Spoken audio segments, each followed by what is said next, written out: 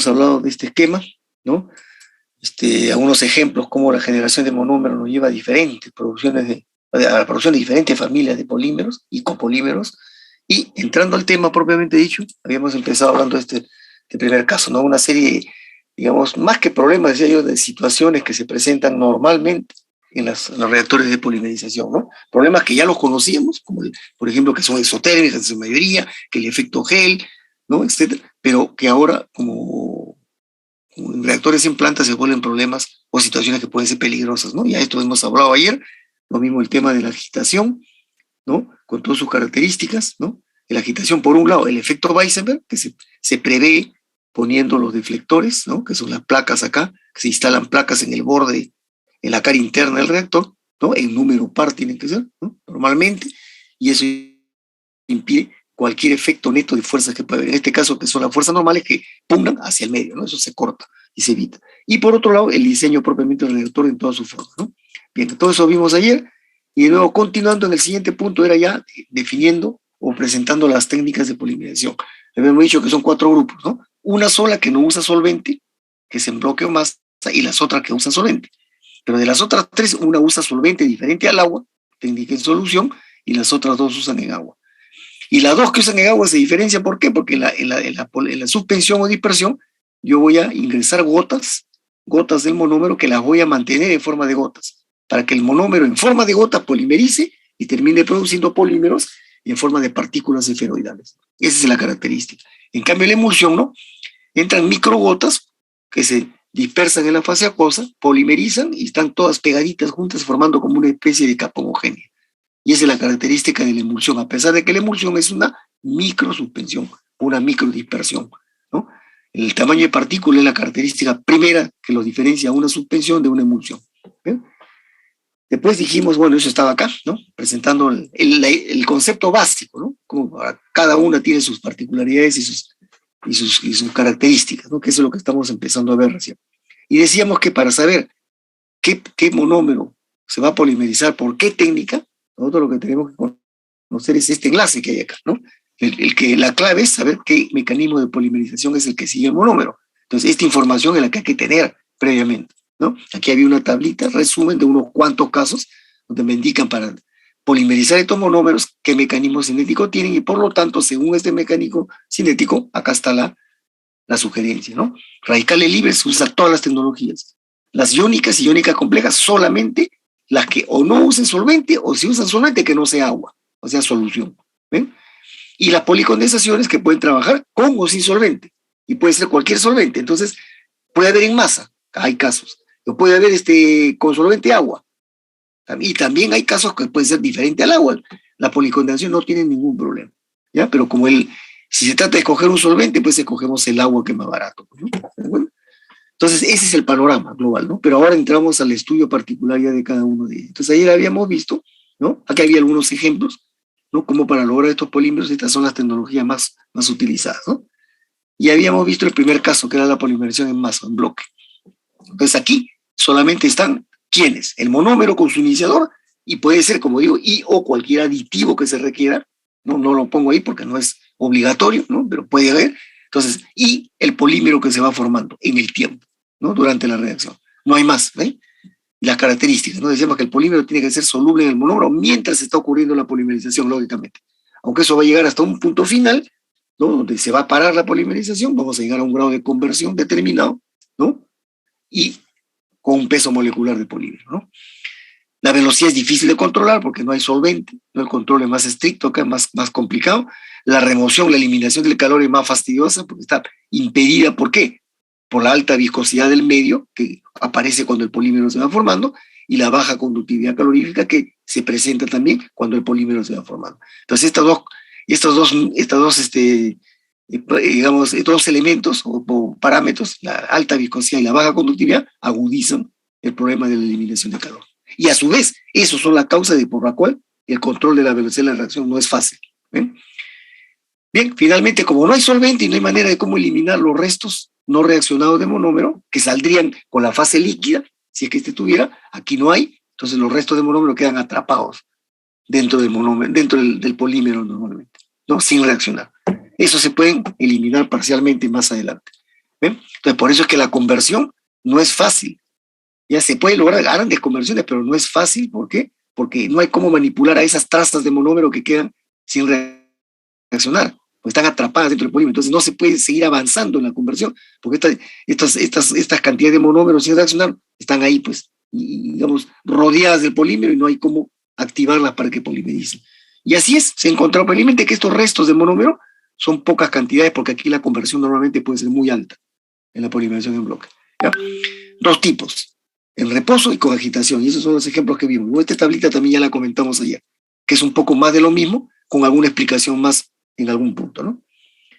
La caso de la polimerización en reposo, que es típico para hacer productos ya en forma terminada. O sea, estas polimerizaciones en masa de reposo son casos en los cuales estoy haciendo la polimerización de acuerdo a este esquema, como decíamos ayer, estoy haciendo la polimerización y a la vez estoy logrando la forma final del producto. O sea, esa es la etapa 2 y 3 a la vez. Y así hay varios casos de técnicas de polimerización. Entonces, este caso es así, ¿no? Y era el caso de los laminados, láminas, planchas de poliacrílicos, ¿no? En este caso son de polimetacrilatos, por ejemplo, de metilo, que este es uno de los que más se utiliza. ¿Ya? Estos son la familia de los ésteres acrílicos, ¿no? Dentro de la familia poliacrílica.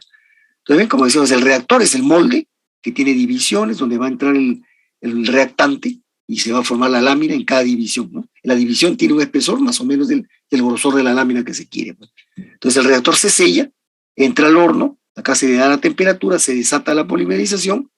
Bueno, de hecho en la fórmula está acá el monómero con el iniciador, se produce el laminado. Se enfría, se abre, está la lámina. Y se hace un tratamiento de curado, decíamos, ¿no? Porque estas láminas retienen todavía tensiones internas.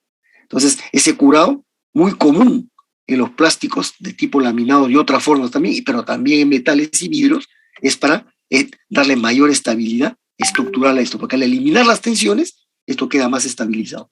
Entonces se calienta hasta un punto, a una temperatura que está entre el punto de reblandecimiento y el punto de fusión. ¿Ya? Entonces, ¿qué se hace? Se mantiene un breve tiempo ahí, las tensiones se eliminan en ese estado medio semifundido, ¿no? Y se enfría bruscamente, ¿no?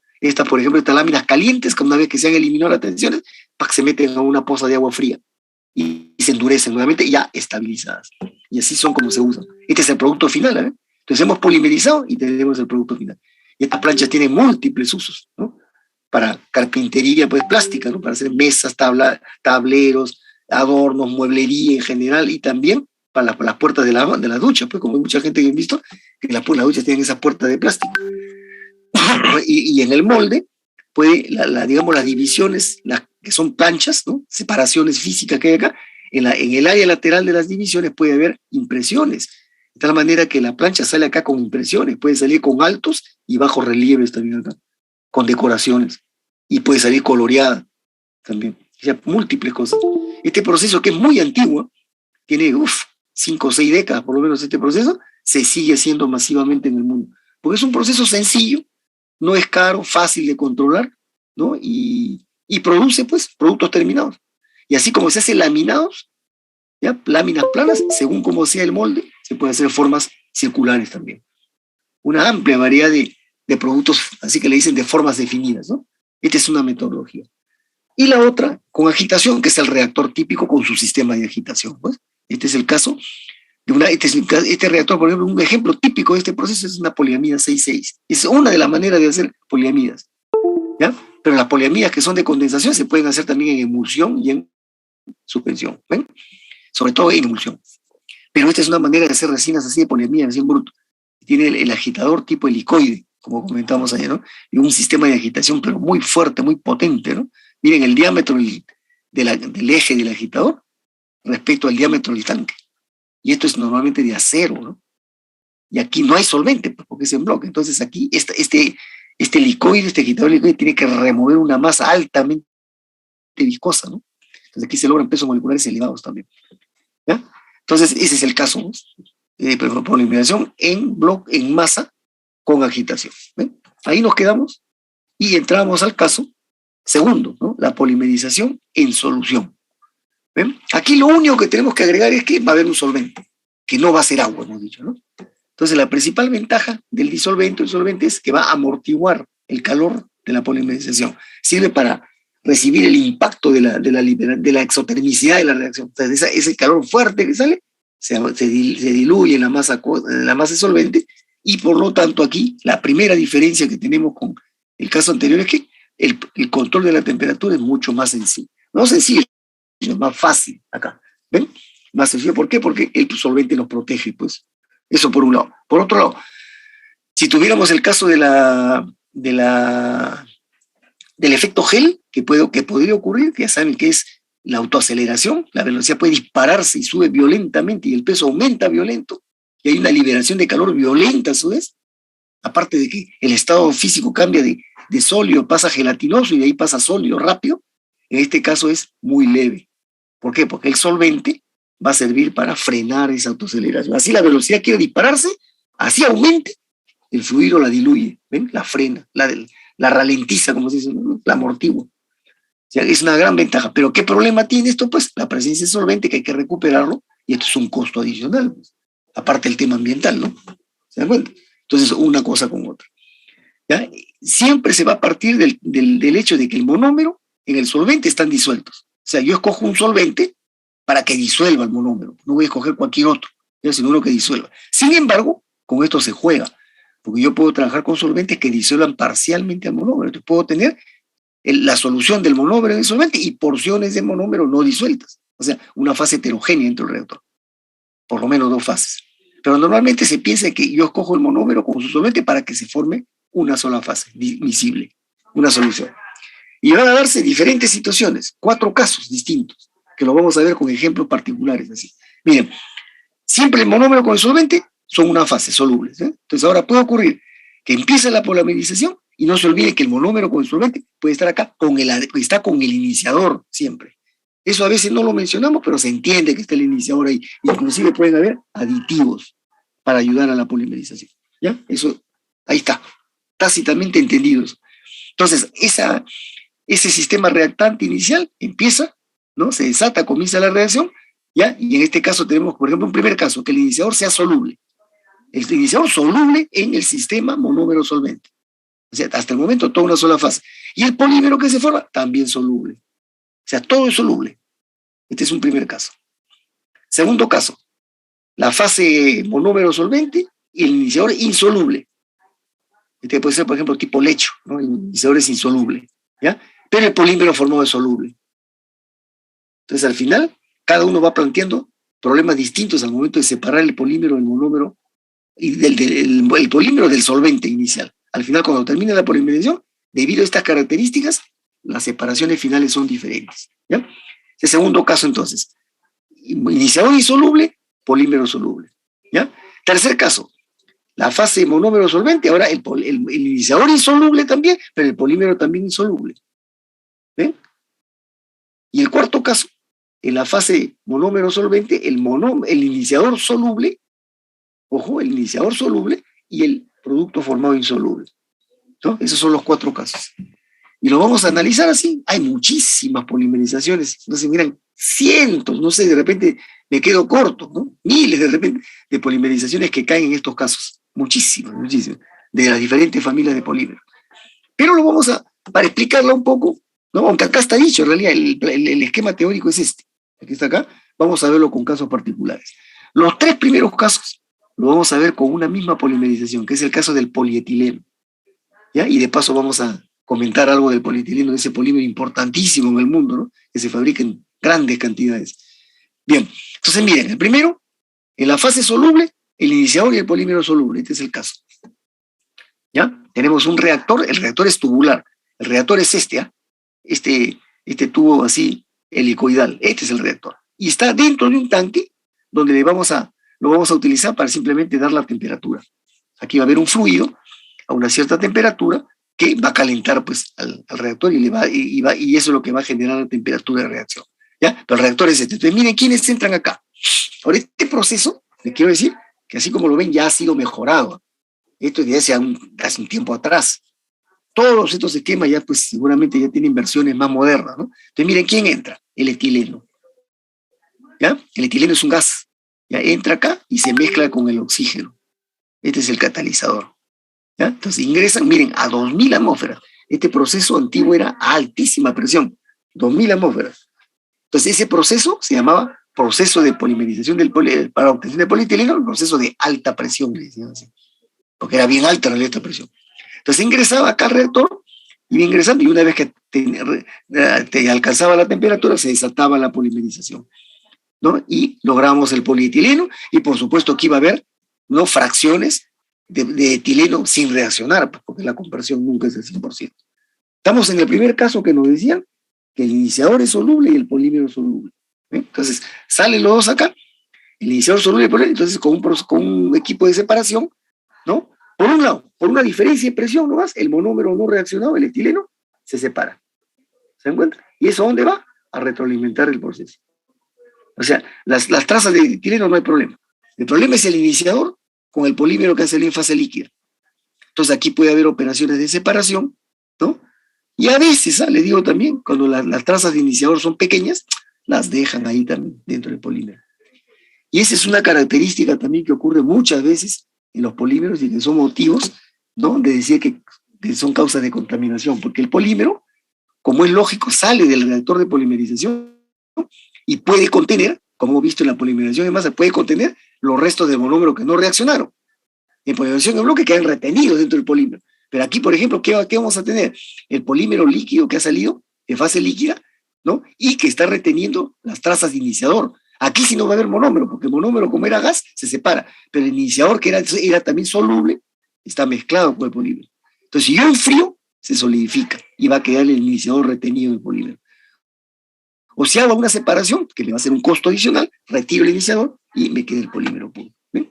La cosa es que ya está el polímero obtenido y el monómero que no he utilizado lo voy a reutilizar. ¿Ven?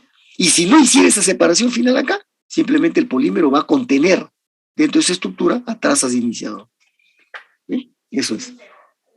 Bueno, este proceso se llama el proceso de polietileno proceso de alta presión, y el polietileno que se obtiene acá se llama el polietileno de baja densidad. De repente han escuchado eso alguna vez, polietileno de baja densidad y de alta densidad. ¿Ya? Entonces, proceso de alta presión, polietileno de baja densidad. Después voy a decir cuál es la diferencia entre cada uno. ¿Ya? Entonces, ese es un primer caso. Ambos, monómero e iniciador, solubles dentro de el iniciador y el polímero formado son solubles dentro de la fase monómero solvente. ¿Está bien? Caso 2, nuevamente el polietileno. En este caso nos decían aquí que el iniciador es insoluble, pero el polímero formado va a ser soluble. ¿Bien? Entonces, entra la masa reactante, miren, la solución que está acá. Me olvidé de decirles acá en el caso anterior, este etileno, cuando está entrando este tanque, que estoy formando la solución. ¿Ven? Este es un solvente que puede ser el mismo que está indicado acá, el isoctano. Bueno, las poliolefinas se disuelven en diversos solventes orgánicos de tipo petrolífero, como el isoctano, por ejemplo. Entonces acá también podría haber sido el isoctano o otros. Entonces era una solución que entraba acá. ¿Ven? Y el oxígeno, el iniciador se disolvía y el polímero que se formaba también disuelto ahí. Bueno, ya está dicho eso.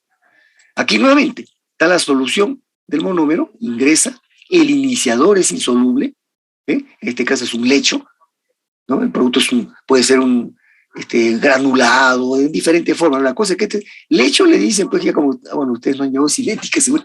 El lecho es simplemente el espacio dentro del reactor donde está posicionado, está puesto el catalizador, que en este caso es el iniciador.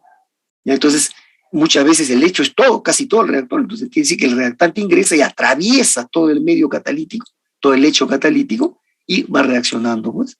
¿Se dan cuenta? Entonces, insoluble, pues, porque este está en realidad en estado casi sólido. No se disuelve en el solvente, en el isoctano, que era la fase homogénea con el monómero.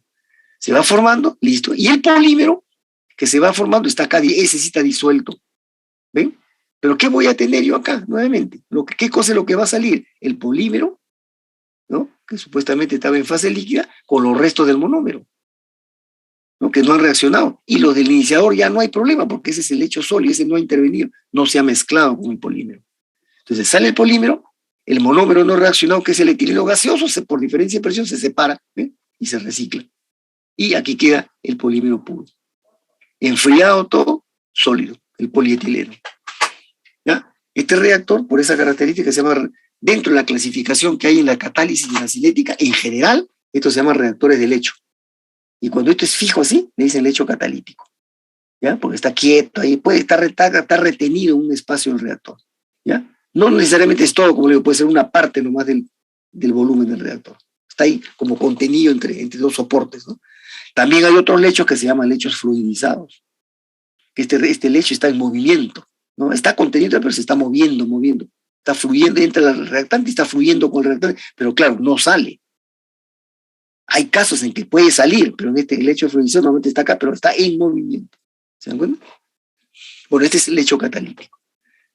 Este polietileno no me indica la presión, pero comparado con el anterior que era alta presión, este es un polietileno a mucho menos presión. Acá estamos hablando de menos de 700, 600 atmósferas, que todavía es alto, ¿no? Pero mucho menos.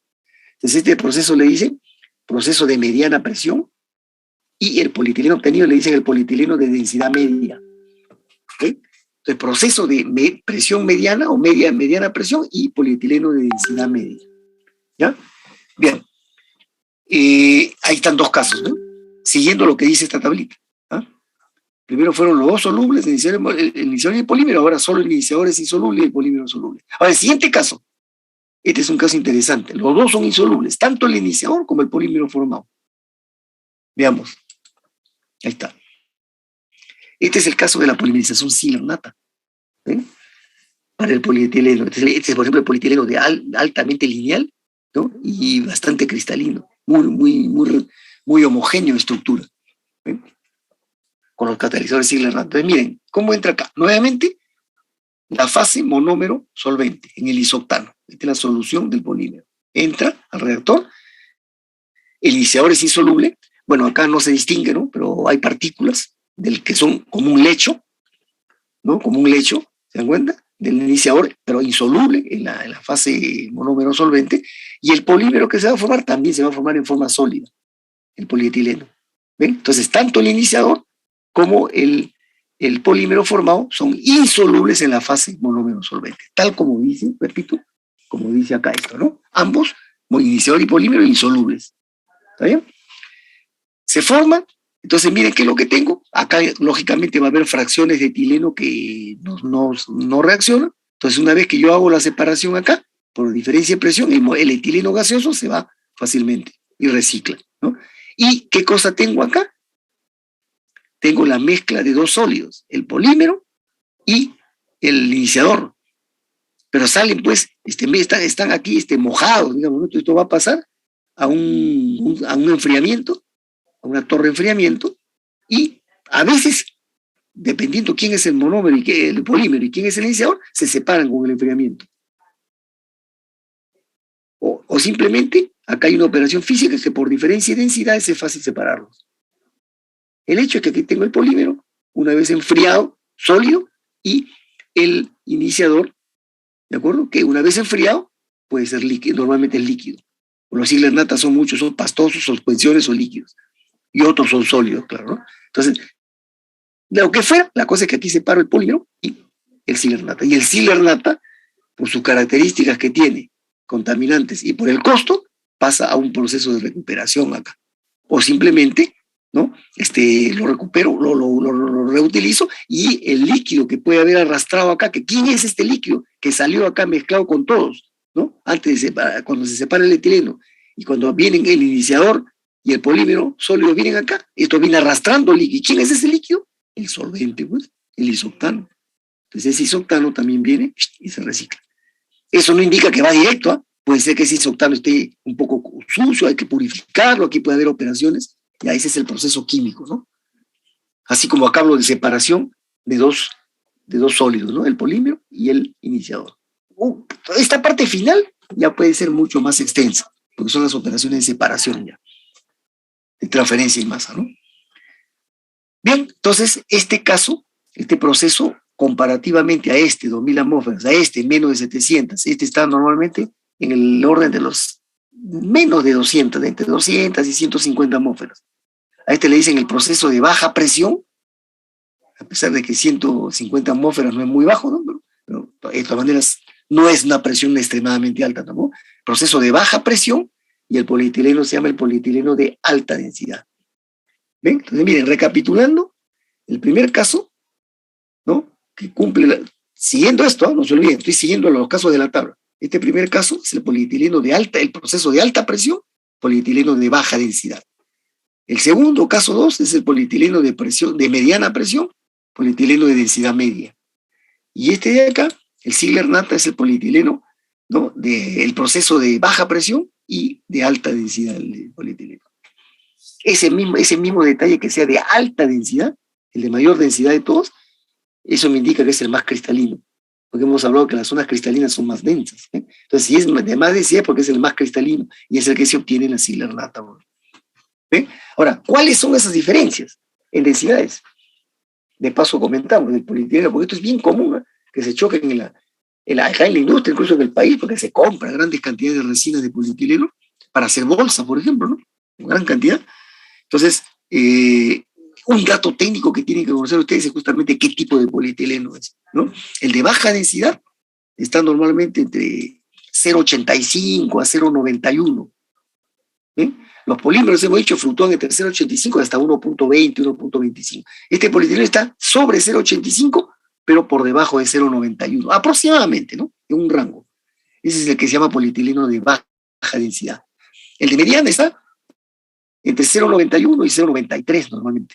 93, 94. Ese es el de mediana densidad. Y el de alta densidad está sobre ese valor, de 0,94 así hasta 0,97, 0,98. ¿Ven? Se acerca a 1 casi. Entonces, esos son los 3 polietilenos que se fabricaron o que se han fabricado durante muchos años, varias décadas en el mundo, ¿no? Pero hoy día, este proceso intermedio, el caso 2, el que da el polietileno de densidad media, ya prácticamente se ha desactivado. Este polietileno ya casi no se fabrica. ¿Y por qué?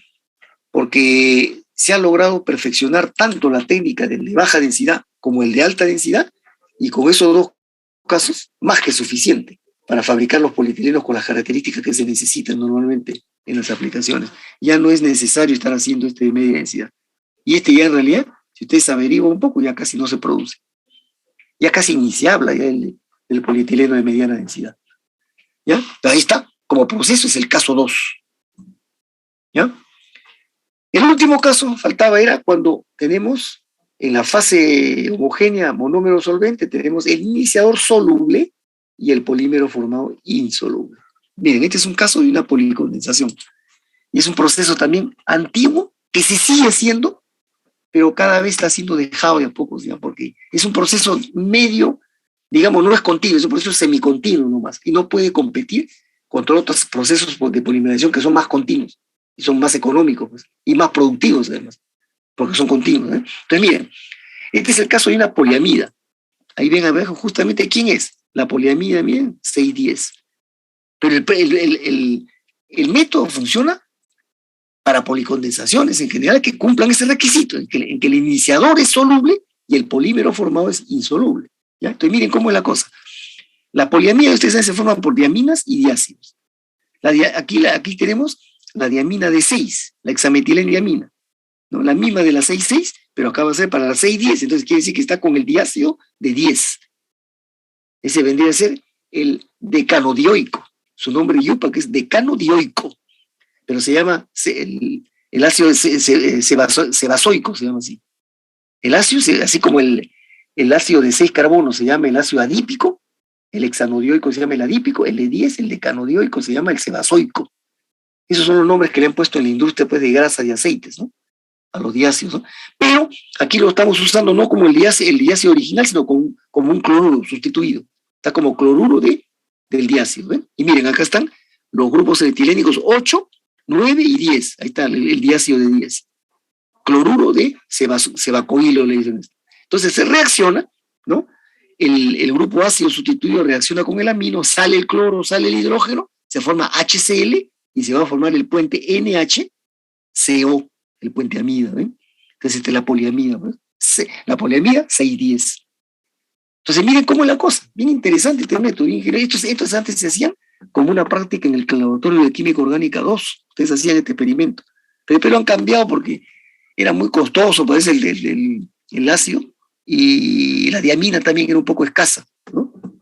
Yo me acuerdo, yo he visto hasta los años 90, no, casi 2000, hacían esta práctica, una de las prácticas de orgánica 2. Entonces, miren, ¿cómo es? Tiene que juntar los dos reactantes. Pero para cumplir las condiciones de este método se pone cada reactante se lo disuelve en un solvente. La diamina en agua. Entonces es una fase acuosa de la diamina y el diácido, el cloruro de diacilo en tetracloruro. ¿Ven? Con la seguridad de que el agua y el tetracloruro son invisibles. O sea, la intención aquí es generar, ¿no? Hacer que cuando se contacten las dos soluciones sean invisibles y se forme una interfase nada más. ¿Se dan cuenta? Entonces, hasta acá se ponen en contacto, son invisibles, pero ¿qué ocurre? En la interfase se acercan, ¿no? Las soluciones, se contactan y se activan, o se contactan la diamina con el diácido y se produce la reacción de la poliamida.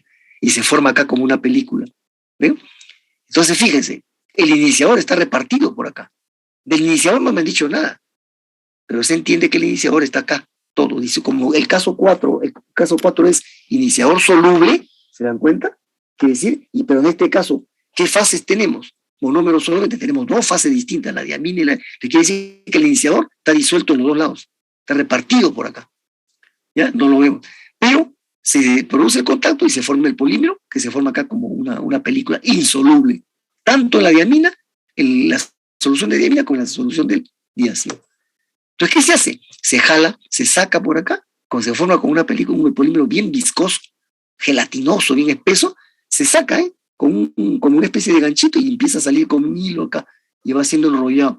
Y a medida que va siendo jalado acá, se va enfriando más, se va solidificando un poco más y además este jalado que le hago aquí yo, lo estira, lo va ordenando, va paralelizando un poco las cadenas, lo va mejorando en su cristalinidad un poco.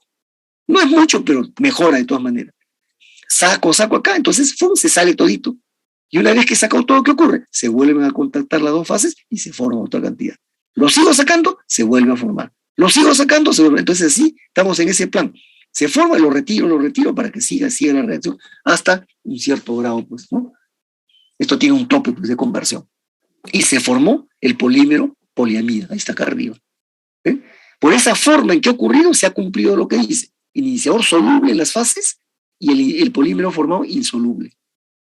Caso de una policondensación. Y por la forma como está ocurriendo así, como está ocurriendo en la interfase, ¿no? Le dicen polimerización o condensación interfacial. Ese es el nombre que tenía esta tecnología. Y se ha trabajado para varias diferentes poliamías y en general funciona siempre y cuando yo pueda generar los dos reactantes en sus soluciones que sean invisibles. O sea, aquí mucho depende si logro disolver a los dos reactantes y formar este sistema invisible para que solo reaccione en interfase. ¿Ya? ¿Y dónde ocurre eso normalmente? En las policondensaciones, porque ahí entra el agua. ¿Ven? Y el agua es muchas veces insoluble con solventes orgánicos. Entonces ahí se genera esta condición, ¿no? Y como digo, funciona muy bien, pero ha ido siendo discontinuado porque este es un proceso, como ven, semicontinuo, ¿no? Porque tengo que esperar que se forme, retirar para que continúe, como que hay un cuello de botella acá, ¿no? Y eso, si bien no es totalmente discontinuo, pero tampoco logra ser continuo. Se ha logrado optimizar, muchas veces retirar para que se forme, ¿ver? Pero siempre hay que esperar que se forme de nuevo. Ahí hay un cuello de botella, y eso lo hace por lo menos semicontinuo, ¿no? A lo más es semicontinuo. Entonces esto no puede competir, por ejemplo, mírenme, con este caso que vimos antes de la poliamida 6,6, que era la polimerización en masa agitada. Con esto tiene un tiempo de polimerización y logro alto peso molecular. Y saco el polímero y ya está formado. En cambio aquí no. ¿Se dan cuenta? Aquí demora más. Esta reacción duraba como 2 horas, así. Si uno quería obtener una cantidad mínima, tenía que estar así repitiendo mucho tiempo esto. Se alargaba mucho la polimerización. ¿Ven? Pero esta, como técnica interesante, y se llamaba condensación interfacial, corresponde al caso 4. ¿Ven? ¿Está claro? Los 4 casos, ¿se dan cuenta cómo hemos aplicado estrictamente lo que dice acá? ¿Ya? Entonces aquí tenemos una amplísima variedad de reacciones, de polimerizaciones. ¿Por qué? Porque los solventes pueden ser muchísimos, ¿no? La cosa es formar una solución polimérica con un solvente. Entonces tengo toda la lista en principio de polimerizaciones, solamente que acá hemos dicho que este método funciona cuando el solvente no es agua. Ojo, no es agua. ¿Ya? ¿Por qué? Porque el agua inhibe a las polimerizaciones iónicas. Entonces las iónicas son las principales que se hacen por este método y las iónicas complejas. Pero sin embargo, si yo me las ingenio, como este último caso de la polimerización interfacial, ¿no? Donde hago intervenir este detalle de la invisibilidad, ¿ven? Logro obtener polimerización en la interfaz, como que le saco la vuelta un poco, ¿no? Al método. Pero ahí fue. Y fíjese, y la polimerización se extiende a un caso de policondensación. Y no es de extrañar, porque cuando nosotros presentamos los métodos de polimerización, dijimos, ¿no? Que las policondensaciones pueden trabajar en solvente, ¿no? Y este puede ser agua o no agua. Pero si tengo que escoger, escojo agua porque es más barato. Pero pueden trabajar en solventes que no sean agua. Y también pueden trabajar en polimerizaciones sin solvente. Aquí tienen el caso, ustedes, el primer caso que hemos visto, una sin solvente. Esta de polimerización es masa en reposo, sin solvente, y es policondensación. ¿Ve? O con solventes, estas que hemos visto ahorita. ¿Se dan cuenta? Inclusive con solventes que sean agua y no agua. Esa es la ventaja de una polimerización que no tiene restricciones. ¿Ven? Bien. ¿Preguntas? Terminamos la polimerización en solución. ¿Ven? Como tener como una especie de pantallazo, una especie de visión general, cómo es esta polimerización. Por supuesto que hay muchas más cosas, pues, ¿no? Lo que pasa es que esto está muy pegado al tema de la cinética y la catálisis, pues, porque en realidad cuando uno estudia ya más a profundidad la reacción en planta, ustedes han visto, hermano, cuando hemos estudiado en el capítulo anterior la polimerización, hay cinética, y eso que hemos hecho es una cosa muy limitada, pero esos estudios cinéticos los podemos haber hecho mucho más detallados, ¿no? Aspectos del mecanismo, ¿no? El aspecto del peso molecular, etc. Pero eso, si lo llevo a profundidad, olvídense, me lleva mucho más tiempo. Igualito, cuando veo ahora la tecnología, estoy hablando de las características generales en el reactor, pero por supuesto que acá hay bombeos, acá hay purificaciones, separaciones, operaciones de transferencia de masa para recuperar el líquido, aquí puede haber absorciones, destilaciones, extracción de líquido, un montón de cosas. Y de hecho todo eso ocurre en un reactor en planta, donde lo que pasa es que estamos centrándonos en la parte principal, ¿no? En el corazón del proceso, que es el reactor de polimerización, ¿no? Alrededor del cual gira todo el resto. ¿Se dan cuenta? Y por eso que le decía yo, uno puede pasarse, no les exagero, hay universidades donde se pasan un año, 2 semestres estudiando solo polimerizaciones. Y son pero expertos en eso nada más. Y hay gente inclusive que es tan experta que estudia cursos especializados. Acá no los hay esos cursos, ¿no? Un curso especializado de un semestre, bueno, el semestre decimos un ciclo de 4 meses, ¿no? Donde solamente estudia polimerizaciones de radicales libres y se vuelve un súper experto en radicales libres y se las sabe todas sobre los radicales libres. A tal extremo que hay congresos en el mundo, fíjense, hay congresos anuales en el mundo, solamente hay un congreso mundial del PET, solo del PET. Hay otro congreso mundial solo del polietileno y hay otro solo del PVC. Para que vean, tanta importancia tiene en la industria de este compuesto, que hay y a esos congresos van gente que solamente sabe eso, son súper especializados en eso. ¿Ven? Entonces, estamos hablando de un campo donde está la química, la cinética, la termodinámica y por supuesto todos los conocimientos de la ingeniería química, todos los procesos químicos y las operaciones unitarias, porque aquí, igualito, ¿eh? Ahora que vamos a hablar de procesamiento, acá hay operaciones unitarias, en el reactor ocurre todo. Flujo de fluidos, transferencia de calor, transferencia de masa, procesos de separación de todo tipo de acá. Y cuando hablemos de la transformación, siguen habiendo operaciones de ingeniería química. Desde el momento que hablo del bombeo, cuando esta solución va a ser bombear al reactor, ya estamos hablando de un bombeo de un fluido no newtoniano. Y ahí comenzaron los problemas. Bien. ¿No hay preguntas? Polimerización en suspensión. Aquí, de acuerdo al concepto inicial básico que hemos dado recién, decimos que la polimerización en suspensión es una polimerización en la cual el monómero va a ser ingresado en forma de gotas líquidas y van a ser mantenidas suspendidas en fase acuosa y así van a polimerizar. Las gotas, que son una cantidad de moléculas del monómero, con el efecto del iniciador van a polimerizar, pero manteniendo la forma redonda y van a terminar como partículas redondeadas, esferoidales, pero de polímero. Y mientras que aquí eran líquidas, la gota, partículas van a ser sólidas. ¿Por qué? ¿Y para qué eso? Porque aquí el objetivo de esta polimerización es producir productos polímeros en forma esferoidal o redondeadas. Por ejemplo, ¿no? ¿Qué hago acá? A ver, columnas de relleno, o rellenos para columnas, tanto de procesos químicos como cromatográficas. Aquí se hacen resinas de intercambio iónico, que son productos de forma esferoidal. Pero fuera, en otras industrias que no son polímeros, esta tecnología se utiliza para fabricar, por ejemplo, gelatinas, detergentes. Este tipo de reacción en suspensión. ¿Ya? Bueno, veámosla. Los principios que tiene esta polimerización. ¿Ya? Perdón. Acá está. ¿Ya? Miren, cuando el monómero, miren los requisitos que se tienen que dar acá, ¿no? Primero, el monómero es insoluble en agua. Por eso es que vamos a hablar de gotitas que se mantienen como tales en el agua, porque si fuera soluble, ¿qué ocurre? Entra el monómero y se disuelve en la fase acuosa. Se acabaron las gotas. ¿Ven? Entonces, primer requisito, monómero insoluble en agua. Entonces, si yo mantengo, si yo logro ese primer objetivo, la polimerización puede ocurrir ahí en la misma gota. Y como va a ser el monómero insoluble en agua, es como decir, la gotita está, digamos, libre de la influencia del agua, porque es la gotita pura. Entonces, entra el iniciador, ¿y qué va a ocurrir? Desata la polimerización y va a ocurrir como si fuera en esa gotita una polimerización en masa, pero chiquita. Porque está actuando solo el iniciador dentro del monómero y el agua no le hace efecto, no interviene, solamente está rodeando a la gota. Por eso se dice que es como una polimerización en masa que puede realizarse en las gotas suspendidas. Y a uno le dicen que es una mini polimerización en masa. Claro, porque ocurre en una gotita. ¿Ya? Pero donde puede haber miles de moléculas de monómero. ¿Se dan cuenta? Entonces es el principio, el monómero insoluble en agua. Ahora, ¿cómo hago que se desate la polimerización en la gotita de agua? El iniciador. Pero el iniciador tiene que entrar a la gota del monómero, porque si no, se quedaría en la fase acuosa.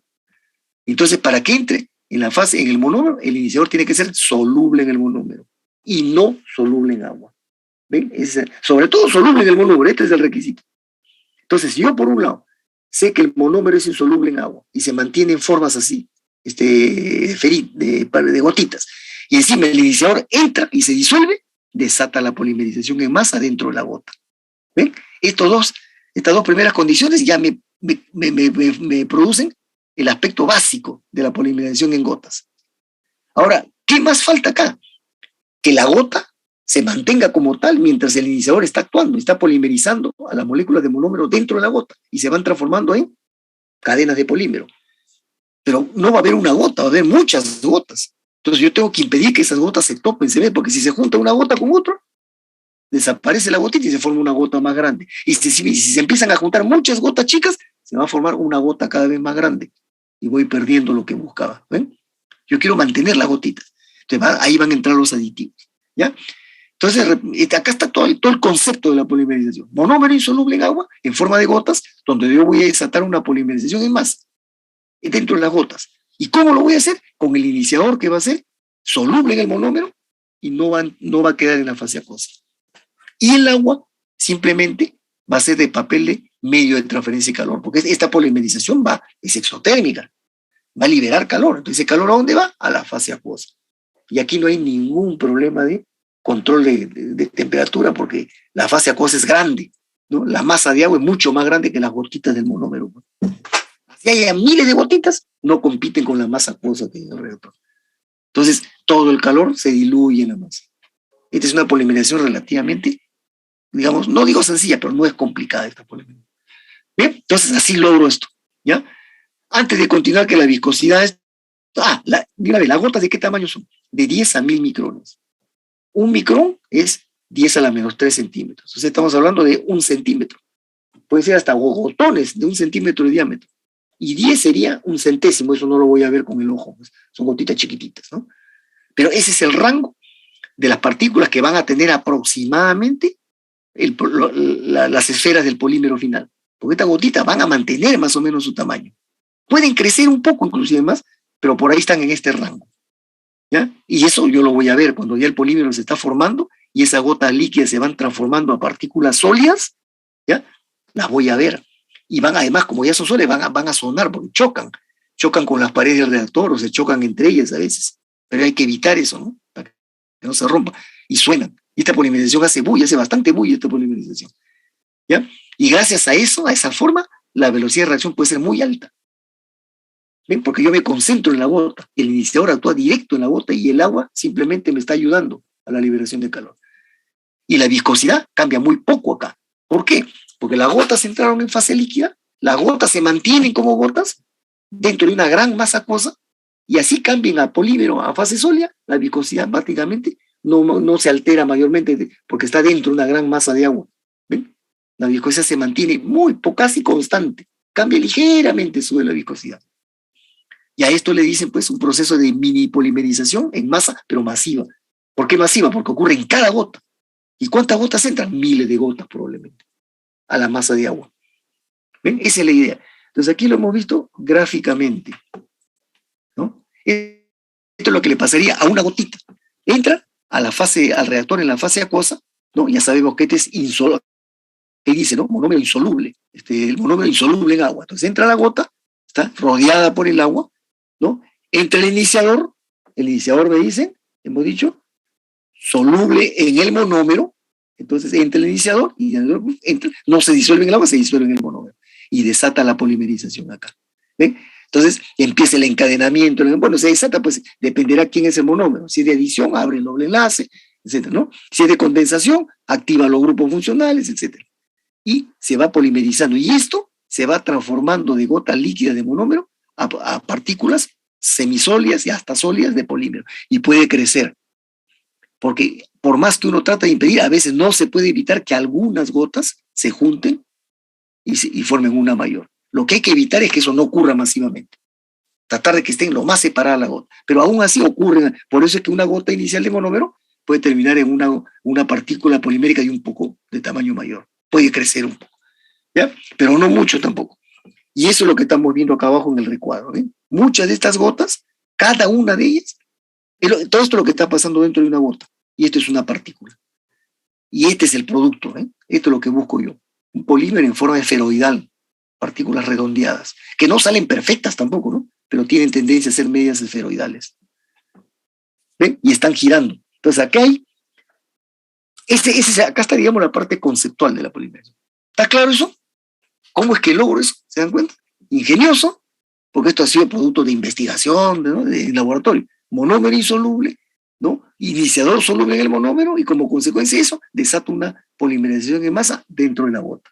Y como eso va a ocurrir en todas, es una mini polimerización en masa masiva, a su vez. ¿Ven? Y los tamaños de partículas. Digamos que ahí está la parte básica de en qué consiste el principio de la polimerización. ¿Ya? Ayudado por este esquema, como digo. ¿Qué más? ¿Cómo logro eso? ¿No? Porque el monómero, como digo, está dentro de la masa acuosa, pero yo tengo que tratar de evitar en lo posible que las gotas del monómero, las gotas líquidas, no se acerquen entre ellas y no se junten. Porque si se juntan, se aglutinan y forman una supergota. Y si van creciendo, y si ese fenómeno se masifica, todas se empiezan a juntar, ¿qué es lo que voy a tener en el reactor? Una gota gigantesca, nada más. Y no logré lo que quería. ¿Ven? Entonces, aquí intervienen dos aspectos, y esos son los que están dichos acá. Dos aspectos importantes. El aditivo, que va a ayudar a que no se junten y se peguen las partículas, que es el agente coloidal, es un coloide, el nombre correcto es agente coloidal, ¿no? Un coloide o agente suspensor, le dicen. ¿Qué hace este agente? Este agente entra y lo que produce es resbalamiento en la fase líquida. A veces son un poco medio así de consistencia media grasosa. No son grasas, ¿eh? Pero tienen un aspecto así de medio aceitoso. Entonces imagínense que si yo echo un poquito de aceite al agua y lo revuelvo bien y meto la mano dentro de esa, voy a encontrar que el agua está medio aceitada, ¿no es cierto? Eso es lo que hace, produce este resbalamiento interno. ¿Y para qué? Para que la masa que estaba acá de agua rodeando las gotas, así como va a estar resbalosa, si las partículas se acercan y se tratan de tomar, ya no se pegan, pues resbalan. No se adhieren entre ellas unas a otras. Y logro parte de ese efecto. Entonces este coloide es clave. ¿Ya? Ese fenómeno de que las gotas se junten y se peguen para formar una gota mayor, eso se llama, este nombre que está acá, la coalescencia. Coalescer significa eso, así, juntarse, aglutinarse para formar algo mayor. Entonces le dicen que hay que evitar la coalescencia de las gotas. ¿Ven? Ya, eso por un lado. Entonces el agente coloidal me ayuda. Otro factor que ayuda, la agitación. Porque en el reactor esto se está agitando. Si yo no moviera la masa de agua, le estoy dejando todo el papel al coloide para tratarte de impedir que la gota se pegue. Pero no basta. Entonces con el agitador yo remuevo la masa toda la mano y así estoy ayudando al coloide, en primer lugar, que el coloide se disperse bien dentro de todo el agua, para que genere una fase homogénea, resbalosa. Y en segundo lugar, estoy alejando también un poco las partículas. ¿Ven? Las separo. Entonces, entre el efecto de una agitación cuidadosa que tiene que estar optimizada, en un RPM óptimo, y un agente coloidal que tiene que estar en una dosis óptima, con esto evito la coalescencia y funciona perfecto este proceso de mini polimerización en masa, pero en forma masiva. ¿De acuerdo? Sin embargo, miren, por experiencia, ¿cuántas veces se ha visto? Yo lo digo porque lo he escuchado a gente que maneja estas polimerizaciones, se hacen en el país bastantes. ¿Sabes? ¿Por qué? Porque con esto fabrico diferentes tipos de productos que son de útil, incluso no necesariamente de polímeros. Hablo en general, yo les he dicho hace un rato que este principio de la suspensión se utiliza como una forma de reacción en general, ¿no? Cuando yo quiero generar partículas esferoidales. ¿Se dan cuenta? Como para el caso de los detergentes, en el caso de las, ¿cómo se llama?, de las gelatinas, incluso ciertos tipos de medicamentos en la industria farmacológica. Esto funciona bien. Entonces, sin embargo, miren, hay que tener cuidado con estos dos aspectos, porque si yo pongo mucho agente coloidal, una dosis excesiva, ¿qué va a ocurrir acá en el medio? El medio se va a poner demasiado resbaloso. Entonces, claro, me dirían, pero eso evita bien que no se junten las gotas. Sí, está bien, por un lado eso, pero por otro, se vuelve tan resbaloso que hasta a veces hasta el iniciador mismo ya tiene efecto, ya tiene dificultad de penetrar la partícula de monómero, porque está tan resbaloso que llega y se mueve, se desliza. Ya no. Entonces, exceso de coloide desfavorece también el ataque del iniciador al monómero. Por eso tiene que estar en una dosis mínima, óptima, perdón. Y cuando pongo muy poco, va a ocurrir lo contrario. No va, digamos, producir el suficiente resbalamiento, entonces hay peligro de todas maneras que las gotas se aproximen y se peguen un poco. Por eso hay que encontrar la dosis óptima del coloide. Y eso solamente experimentalmente. Ahora, ya hay recomendaciones para muchas polimerizaciones, ¿no? Según quién sea el iniciador y quién es el monómero, se recomiendan ya rangos de concentración del coloide, ¿no? Igual pasa con la agitación, ¿no? Si yo agito mucho, ¿no? Puedo hacer girar demasiado el medio apósito, el medio interno, y las partículas van a girar a mucha velocidad. ¿Y qué puede ocurrir? Que con el polímero que se está formando, que es medio sólido, se empiecen a golpear las partículas, tanto con las paredes del reactor o entre ellas, y se pueden romper, fracturar. Entonces voy perdiendo un poco lo que yo quería, que era sacar partículas esferoidales. Entonces, exceso de agitación es dañino. Y la agitación muy lenta, también, porque de repente no remuevo lo suficiente y no ayudo al coloide bien, ¿ven?, para que cumpla bien su papel. Entonces, entre los dos se complementan, ¿no? Tiene que estar la dosis perfecta, óptima del iniciador y los RPM adecuados en la agitación. ¿Se dan cuenta? Y esto funciona muy bien. Y así logramos nuestro efecto, que era, ¿no?, llegar al polímero en forma esferoidal, sólido. Una vez que yo tengo el reactor, ¿eso qué hago? Simplemente, como el polímero es sólido y el resto de la masa, ¿qué cosa es? Líquido, porque es el agua o partículas que no hayan logrado reaccionar, o el iniciador que está disuelto entre monómeros, todo esto es fase líquida. Entonces simplemente termina la reacción con un proceso de separación, de decantación, sale toda la fase líquida y queda el polímero sólido. Y esto pasará a un secado nada más. Fácil la separación del polímero. ¿Ven? Finalmente, hay casos, porque esta técnica se ha ido perfeccionando notablemente, ¿no? Y hay varias, en realidad, diferentes casos particulares, pero estos son los dos más notables, ¿no? Y lo voy a poner con dos ejemplos. La polimerización en perlas, le dicen así. La bit polymerization. Bit significa perla, ¿ya? Entonces, ¿por qué le llaman en perlas? Porque esta polimerización puede llegar a casos en que estas gotas, que pueden ser muy grandes o simplemente pueden polimerizar, ¿no?, hasta producir gotas muy grandes que pueden llegar a medir más de un centímetro. Se habla incluso de casos extremos que la gota puede medir 2.500 micrones, o sea, 2.5 centímetros. Son casi como unas canicas, ¿ya? ¿Se dan cuenta? Grandes. Pero digamos que las más grandes en promedio, de 1 centímetro para arriba. Entonces, esos casos, ¿qué significa? Que yo he llevado esta polimerización a grados de conversión muy elevados, cerca probablemente el 90 o más por ciento de conversión, porque he logrado que las cadenas crezcan, ¿no? Y cuando las cadenas crecen y crecen más, pues estos terminan siendo más grandes, pues. ¿Se dan cuenta? Sino que las cadenas están ahí metidas, están dentro de esta estructura sólida que es la partícula esferoidal. Ahí están las cadenas, todas revueltas, pueden ser lineales, no hay problema. ¿Ya? Y ya se empiezan a jugar con diferentes aspectos. Yo digo, por ejemplo, si yo quiero que esto crezca más, la única manera de que crezca es que la gota sea grande. Entonces levemente permito que algunas gotas se junten para que forman gotas más grandes. O simplemente cuando las dosifico, cuando las ingreso al reactor, las ingreso ya como gotas más grandes. Pero ya es una variante de la técnica, más sofisticada. Y tengo que ir controlando que el grado de conversión suba, la conversión suba a un alto valor. Eso significa iniciadores especiales, el control de la temperatura, de repente agentes aditivos adicionales acá, para que suban la conversión, aumenten la eficiencia. Ya son por eso es una técnica especial, ya, la llamada polimerización en perlas, que significa altas conversiones y tamaño grande de partículas. ¿Ya? El otro caso es cuando yo puedo hacer combinaciones, ya, puedo hacer reticulaciones, y puede ser de polímeros o de copolímeros. Puedo lograr un polímero reticulado o dos monómeros que copolimericen formando una red, una reticulación. Y ese es el caso, ¿no? De esta acá, por eso le dicen polimerizaciones en red. Entre paréntesis son formación de estructuras reticuladas. Un mejor ejemplo de esas es este que tienen acá, este proceso, que es el de las resinas de intercambio iónico. Bueno, acá está todo el proceso, ¿no? Pero miren dónde está lo resaltante de la polimerización. Está acá básicamente, en el tanque, en el reactor que está acá arriba a la izquierda. ¿Ven? Donde estoy señalando con el cursor. ¿Ve? Este es el reactor de polímero, pero en realidad es un copolímero.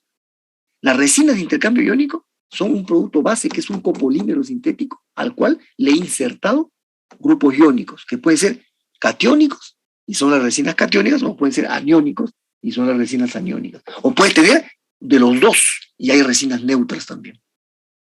Entonces, miren, pero el producto base, primero hay que hacer el producto base, y después le incorporo un grupo iónico.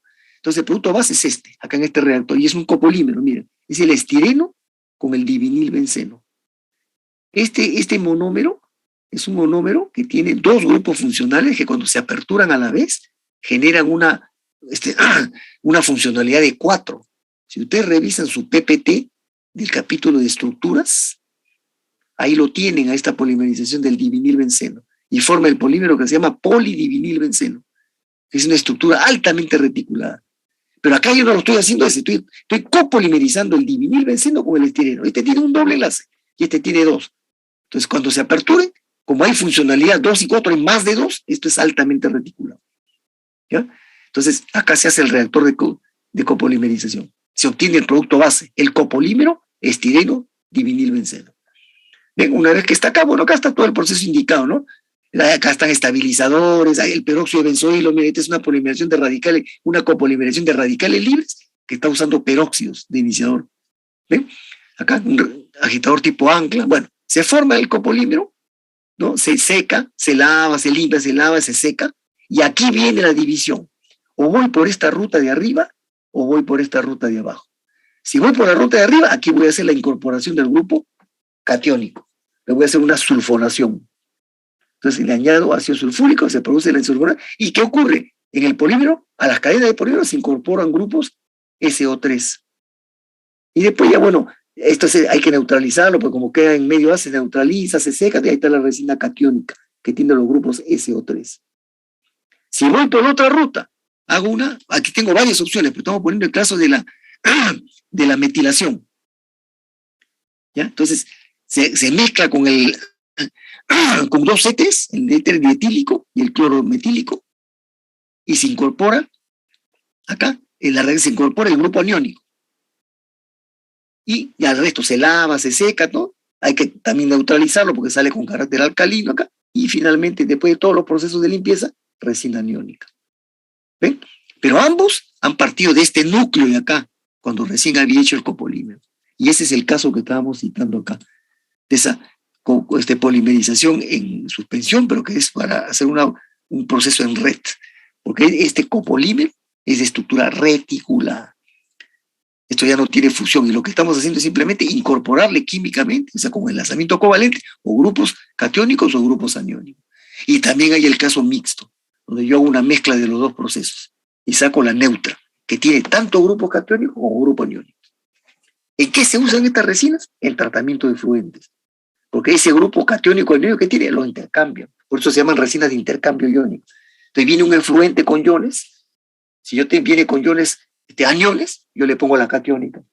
y me jala los aniones y me libera el efluente de los iones. Y si viene al revés, viene con cationes, le pongo a la aniónica. La cosa es que me libera de una corriente, un efluente, me libera los iones. Y la resina los capta. Y lo va captando y captando. Pero llega un momento que se satura, se llena, y hay que hacer, ¿qué se hace? No se bota.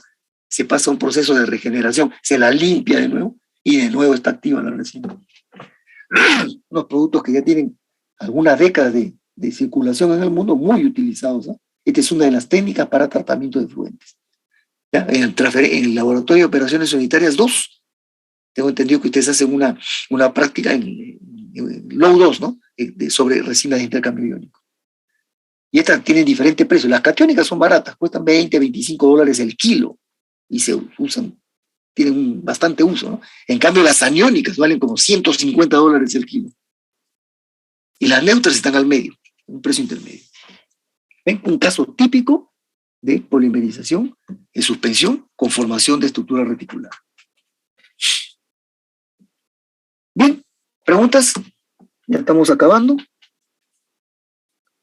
La polimerización en emulsión, otro campo aparte muy distinto. No se olviden que emulsión es una microdispersión. La primera diferencia, el tamaño de partículas. En una suspensión, ya lo habíamos dicho, de 10 a 1000 micrones. Miren en una emulsión. El monómero entra en partículas de 0.05 a 5 micrones. Esto es imperceptible totalmente al ojo humano. Desde 5 milésimas hasta 5 es de 5 micrones, es 5 milésimas de milímetro.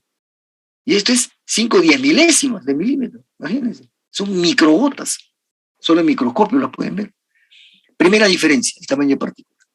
¿Ya? Entonces, yo lo que quiero ahora es que estas partículas de monómero entren y estén en la fase acuosa lo más dispersas, todas ahí. Chicos, son chiquititas, todas ahí cerquita. Y quiero desatar una polimerización a ese nivel, así, entre todas.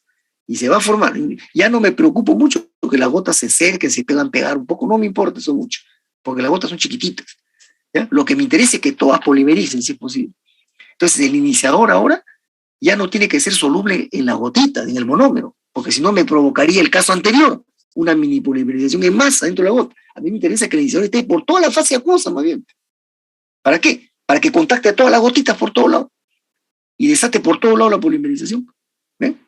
Entonces, partiendo de esos tamaños de partículas, ahora el iniciador tiene que ser soluble en agua y ya no en el monómero, al contrario del caso anterior.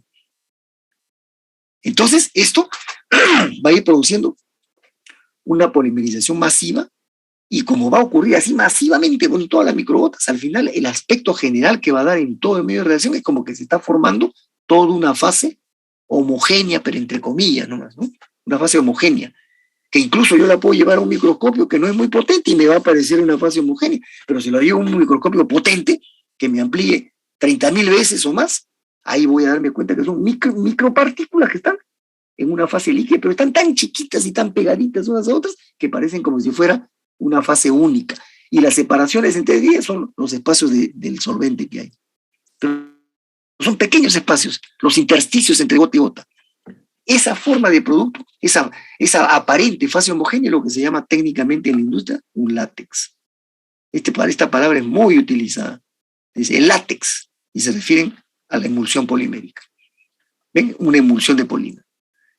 ¿Ya? Entonces, esto no es fácil separar, porque esto no lo voy a separar por decantación, como ocurre en el caso anterior, ¿no? Las partículas formadas, simplemente las decanto, sale la fase líquida y me quedo con las partículas sólidas, esferoidales. Aquí no, porque están todas tan cerquitas, tan juntitas, todas topándose, están medias pegajosas, se están topando medias pegajosas entre ellas, no las puedo separar así. ¿Por qué? Porque no son una suspensión filtrable. ¿Ven? Esa es la gran diferencia. Y según eso, tengo que tratarlas así, de ahí en adelante. ¿Está claro? ¿Ven? Tamaño de partícula, el papel del iniciador y el resultado que esta pseudofase homogénea así, llamada látex, donde están las micropartículas, todas pegaditas así, pero que han polimerizado, ya no son de monómero, son de polímero. ¿Se dan cuenta?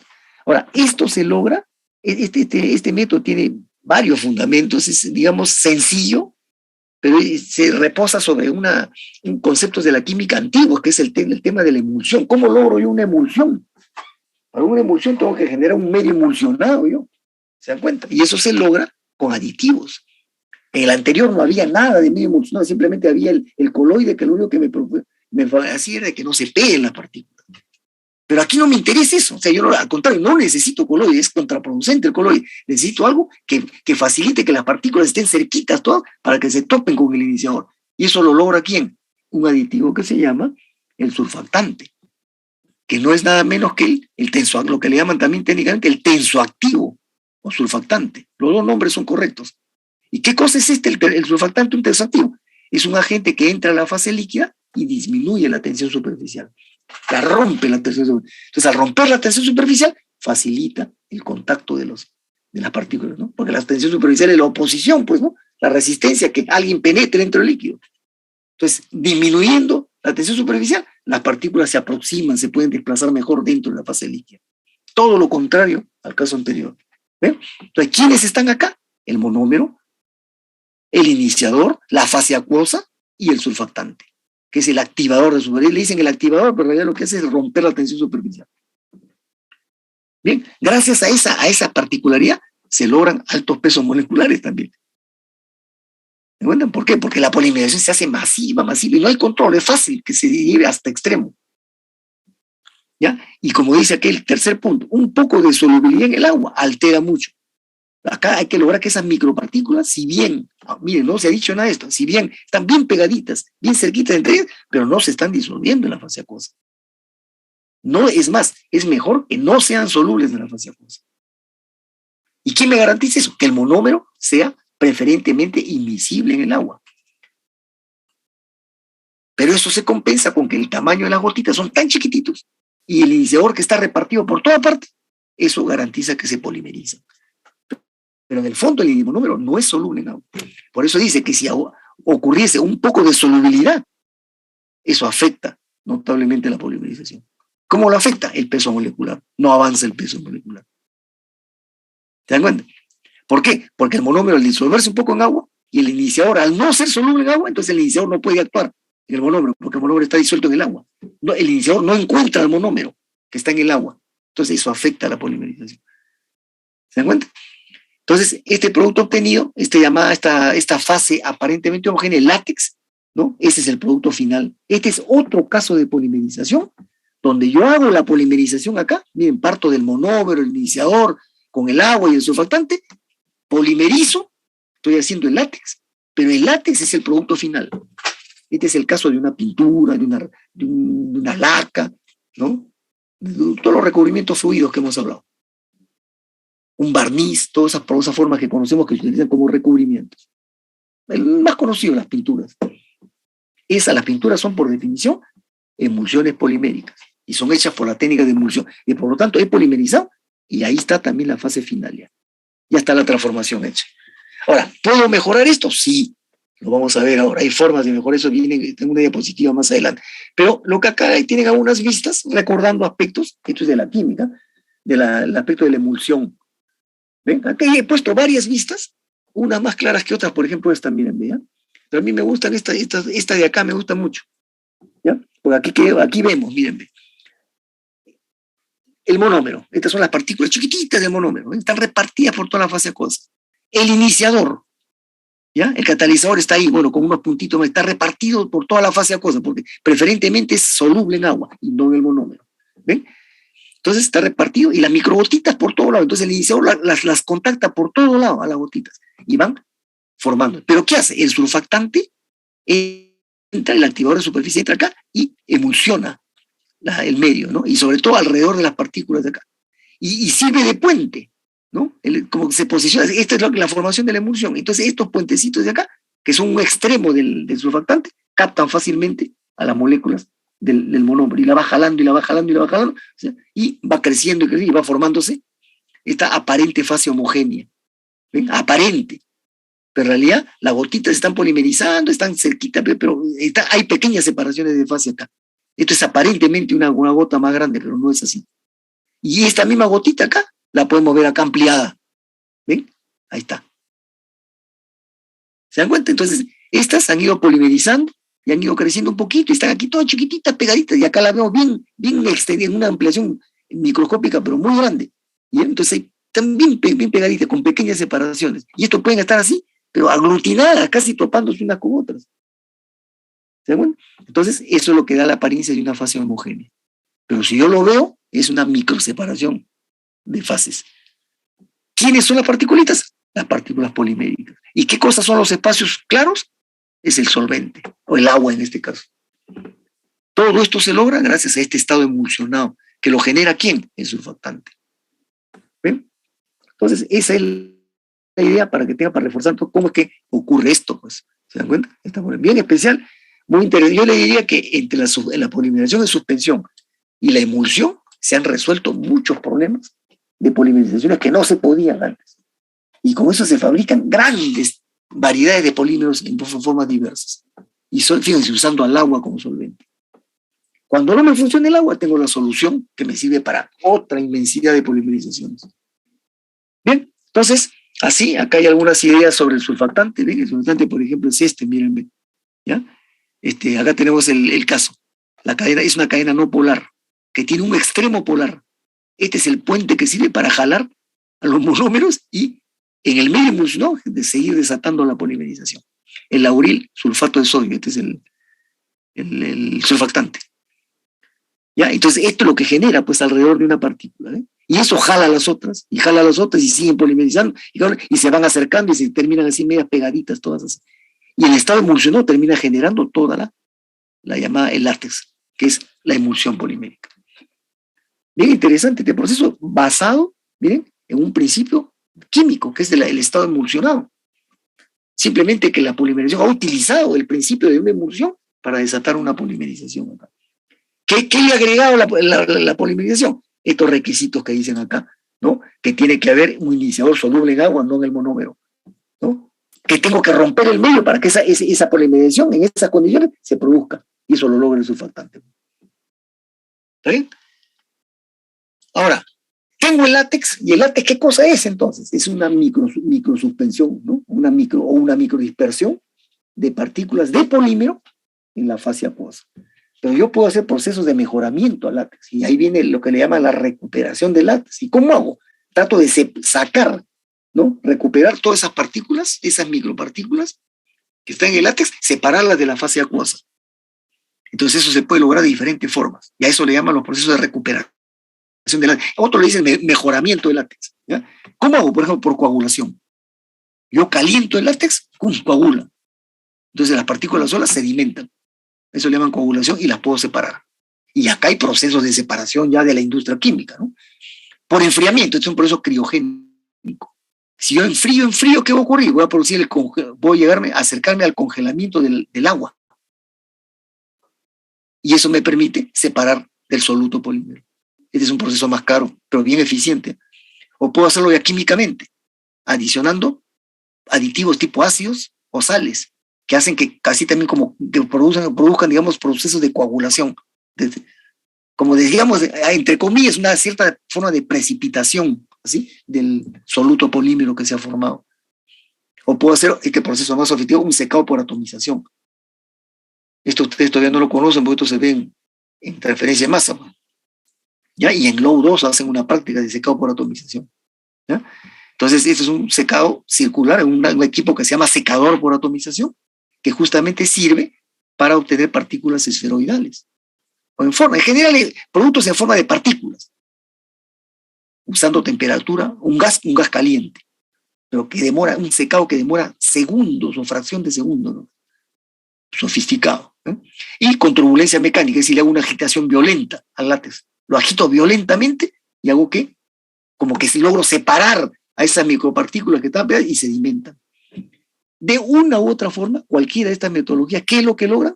Me logran separar al soluto, que era el polímero que estaba dentro del látex, dentro de la fase acuosa, ¿no? Entonces lo recupero. ¿Y ese soluto qué hago? O lo puedo comercializar así, puro, el polímero puro, que había sido obtenido en un látex, pero que ahora ya lo destruía el látex para sacarlo al soluto. O si no, recupero ese soluto y lo vuelvo a emulsionar en otro solvente de más calidad que el agua. Y puedo hacer un látex más fino, con mejores propiedades, usando otro solvente. ¿Ven? Lo que va a ocurrir es que el surfactante el coagulante, el surfactante, ¿no? El coagulante que yo puedo haber utilizado acá en el proceso de separación y cualquier resto de iniciador, de monómero, van a quedar dentro, pues, quedan o dentro del látex, o si es recuperado, quedan dentro del polímero. Pero no afectan porque son dosis pequeñísimas, pues, no la afectan al látex. ¿Ya? Entonces, miren, aquí tienen una vista más, ¿no? Cómo se hace el proceso, ¿no? Son esquemas para que ustedes les den una idea, ¿no? Cómo es la preparación del estado emulsionado con el surfactante para que funcione bien este principio de la polimerización. ¿Ya? Y aquí lo vemos en una vista microscópica, cómo es el látex formado. Miren, tiene las partículas, ¿ven? Y estos son polímeros, diferentes tamaños, ¿eh? Le puede haber unas súper grandes, pero una gran mayoría está en un rango. Están todas chiquitas, pegaditas, topando, están así incluso topando en medias pegajosas entre ellas, pero miren, con espacios de la fase acuosa. Eso es visto en un microscopio potente. Pues. ¿De acuerdo? Y así es como se va formando en el reactor. Miren, si yo logro ver al interior del reactor, se está formando la pintura, por ejemplo. Aquí como que estamos viendo un proceso de emulsión a temperatura ambiente porque estamos viendo el interior del reactor. ¿Se dan cuenta? Con el agitador. Y se va formando, y aquí le han hecho incluso ya hasta el colorante, el aditivo pigmento le han hecho ya. ¿Ven? Bien, con eso terminamos y podríamos decir que con esta breve descripción de estos 4 grupos de polimerizaciones, estos de acá, estamos hablando de fabricaciones de una infinidad de formas de productos terminados. ¿Ven? Productos en estado esferoidal, la suspensión, para diferentes usos. Productos emulsionados, látex, para recubrimientos y otras cosas, y que incluso me permite recuperar el látex para otro tipo de usos, un montón. Por eso es que los polímeros, siempre y cuando yo los logro poner en estado emulsionado, un monómero en estado emulsionado, yo puedo hacer cualquier familia de polímero en principio, puedo hacerla en látex. Y por eso es que existen pinturas de toda la familia de polímeros. Pinturas acrílicas, poliolefínicas, de teflón, de poliamida, de poliésteres, de la pintura poliposa, de diferentes familias químicas. La clave es aquí lograr el estado emulsionado. Y eso se hace con los surfactantes. Porque el resto es agua. ¿Se dan cuenta? Y el iniciador es el iniciador que el monómero necesita, de todas maneras. Y cuando no hace el agua, todas las técnicas de solución. Aquí están todas las polimerizaciones iónicas y iónicas complejas exclusivamente. Pero también puede ser las que no tienen problema. Las que usan agua también pueden usar otros solventes. O sea, aumentan más todavía las opciones de polimerización, ¿no? Y la primera que ya vimos, que tiene sus restricciones por el control de la temperatura, pero me sirve para hacer formas ya establecidas. O sea, ¿cuál es la ventaja de la primera? Que me da de frente el producto terminado, como me da el látex también. Entonces, esta es una ventaja, pues. Es un poco fastidioso el control de la temperatura, pero me da de frente el producto terminado. Me evita la etapa de la transformación. Ahí está todo. Y termino diciéndoles que estos tienen pues tal variedad de formas, realmente que hoy en día ya es bien difícil hablar de 4 grupos solamente, ¿no? Porque hay las formas especiales, hay los procesos especiales, ¿no? O combinaciones entre ellos. ¿Se dan cuenta? Y ya la cosa aumenta y aumenta y aumenta. Aquí tienen finalmente, después de la emulsión, tienen una información adicional, ¿no? Esta tablita que es comparativa, ventajas y desventajas de los 4 grupos, ¿no? La mayoría de las cosas que están dichas ya las hemos dicho, ¿no? Otras están expresadas con algún dato adicional. Pero está, en el fondo es lo mismo, ventajas y desventajas. Y no es que una sea mejor que la otra. ¿Qué es lo que prima acá? ¿Qué cosa, qué tipo de producto es el que quiero yo? ¿Ya? Y como yo sé qué tipo de producto que requiero, tengo que pensar en qué forma de polímero es el que voy a usar en la maquinaria de transformación. O sea, es una cadena, ¿no? Porque si yo estoy pensando en un tubo, en una tubería, yo sé qué características debe tener el proceso de transformación, entonces debo saber qué características debe tener el polímero previo. Incluso desde qué rango de peso molecular debe estar, si debe estar plastificado o no, ¿no? Si debe ser lineal o reticulado, o puede ser parcialmente ramificado. Todo eso, miren, se va condicionando acá. ¿Ya? Entonces la industria y la ingeniería en general tiene todas las alternativas acá. Y esto es, si bien es el campo de los polímeros, aquí está en gran medida la catálisis y la cinética y el diseño de equipos, está la ingeniería química y los procesos unitarios. ¿Ya? Porque estamos hablando todavía en el reactor, donde se dan todas las operaciones de calor, masa y cantidad de movimiento. Otra cosa va a ser la transformación que viene a continuación. Ahí ya la cosa cambia un poco también. porque no todo es químico ahí. ¿Está bien? Y aquí tienen una tablita también complementaria, más sencilla, ¿no? Que me hace algunos comentarios adicionales. Así que yo les recomiendo que las lean las dos. Es más de lo que ya les he dicho, nada más. ¿Preguntas? Con esto terminamos esta descripción panorámica general nomás sobre la tecnología de la polimerización. ¿Ya? Yo les comento que cuando el curso de polímeros hay un segundo curso, pues, ¿no? Que muy pocas veces se ha dictado. Polímero 2 se llama, este es polímeros 1 en realidad. Y la última vez que se dictó creo que hace más de 15 años, imagínense, ya no se ha vuelto a dictar el curso. Y ahí, en el segundo curso, sí se ven algunos temas mucho más extensos. Por ejemplo, se ve más extensa la parte de la polimerización. Se ve más extenso el tema de la tecnología de la polimerización. Se ve más extenso el tema del reciclaje. Y se ve más extenso el tema de la transformación y los aditivos. O sea, ya lo que es más la ingeniería de polímeros. Y todo el curso se dedica básicamente a esos temas, pero mucho más desarrollados. Algún momento, alguna vez, a ver si se puede programar el segundo curso como electivo, por supuesto, al que les interese también, ¿no?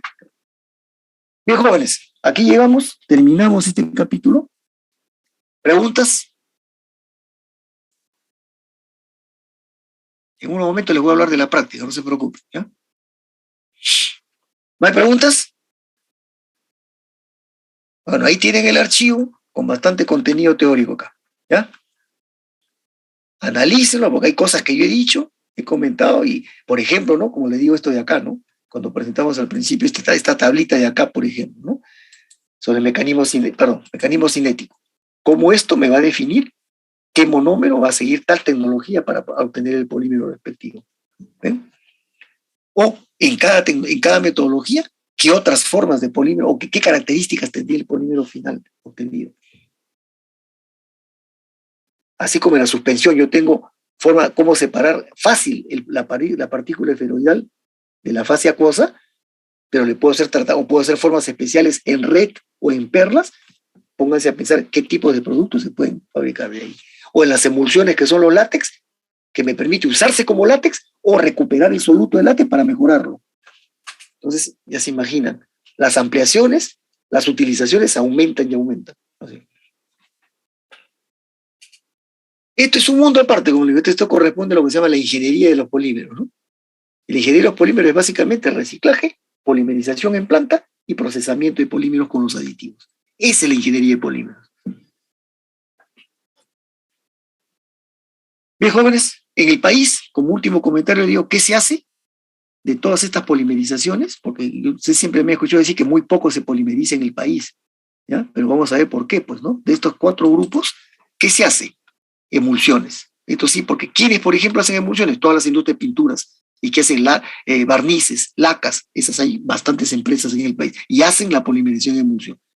Porque aquí tienen que comprar el monómero y hacer el látex, pues. O sea, lo hacen. Tenemos empresas extranjeras que son de patentes, Vencedor, Geni, me acuerdo que un montón de fábricas de pinturas había.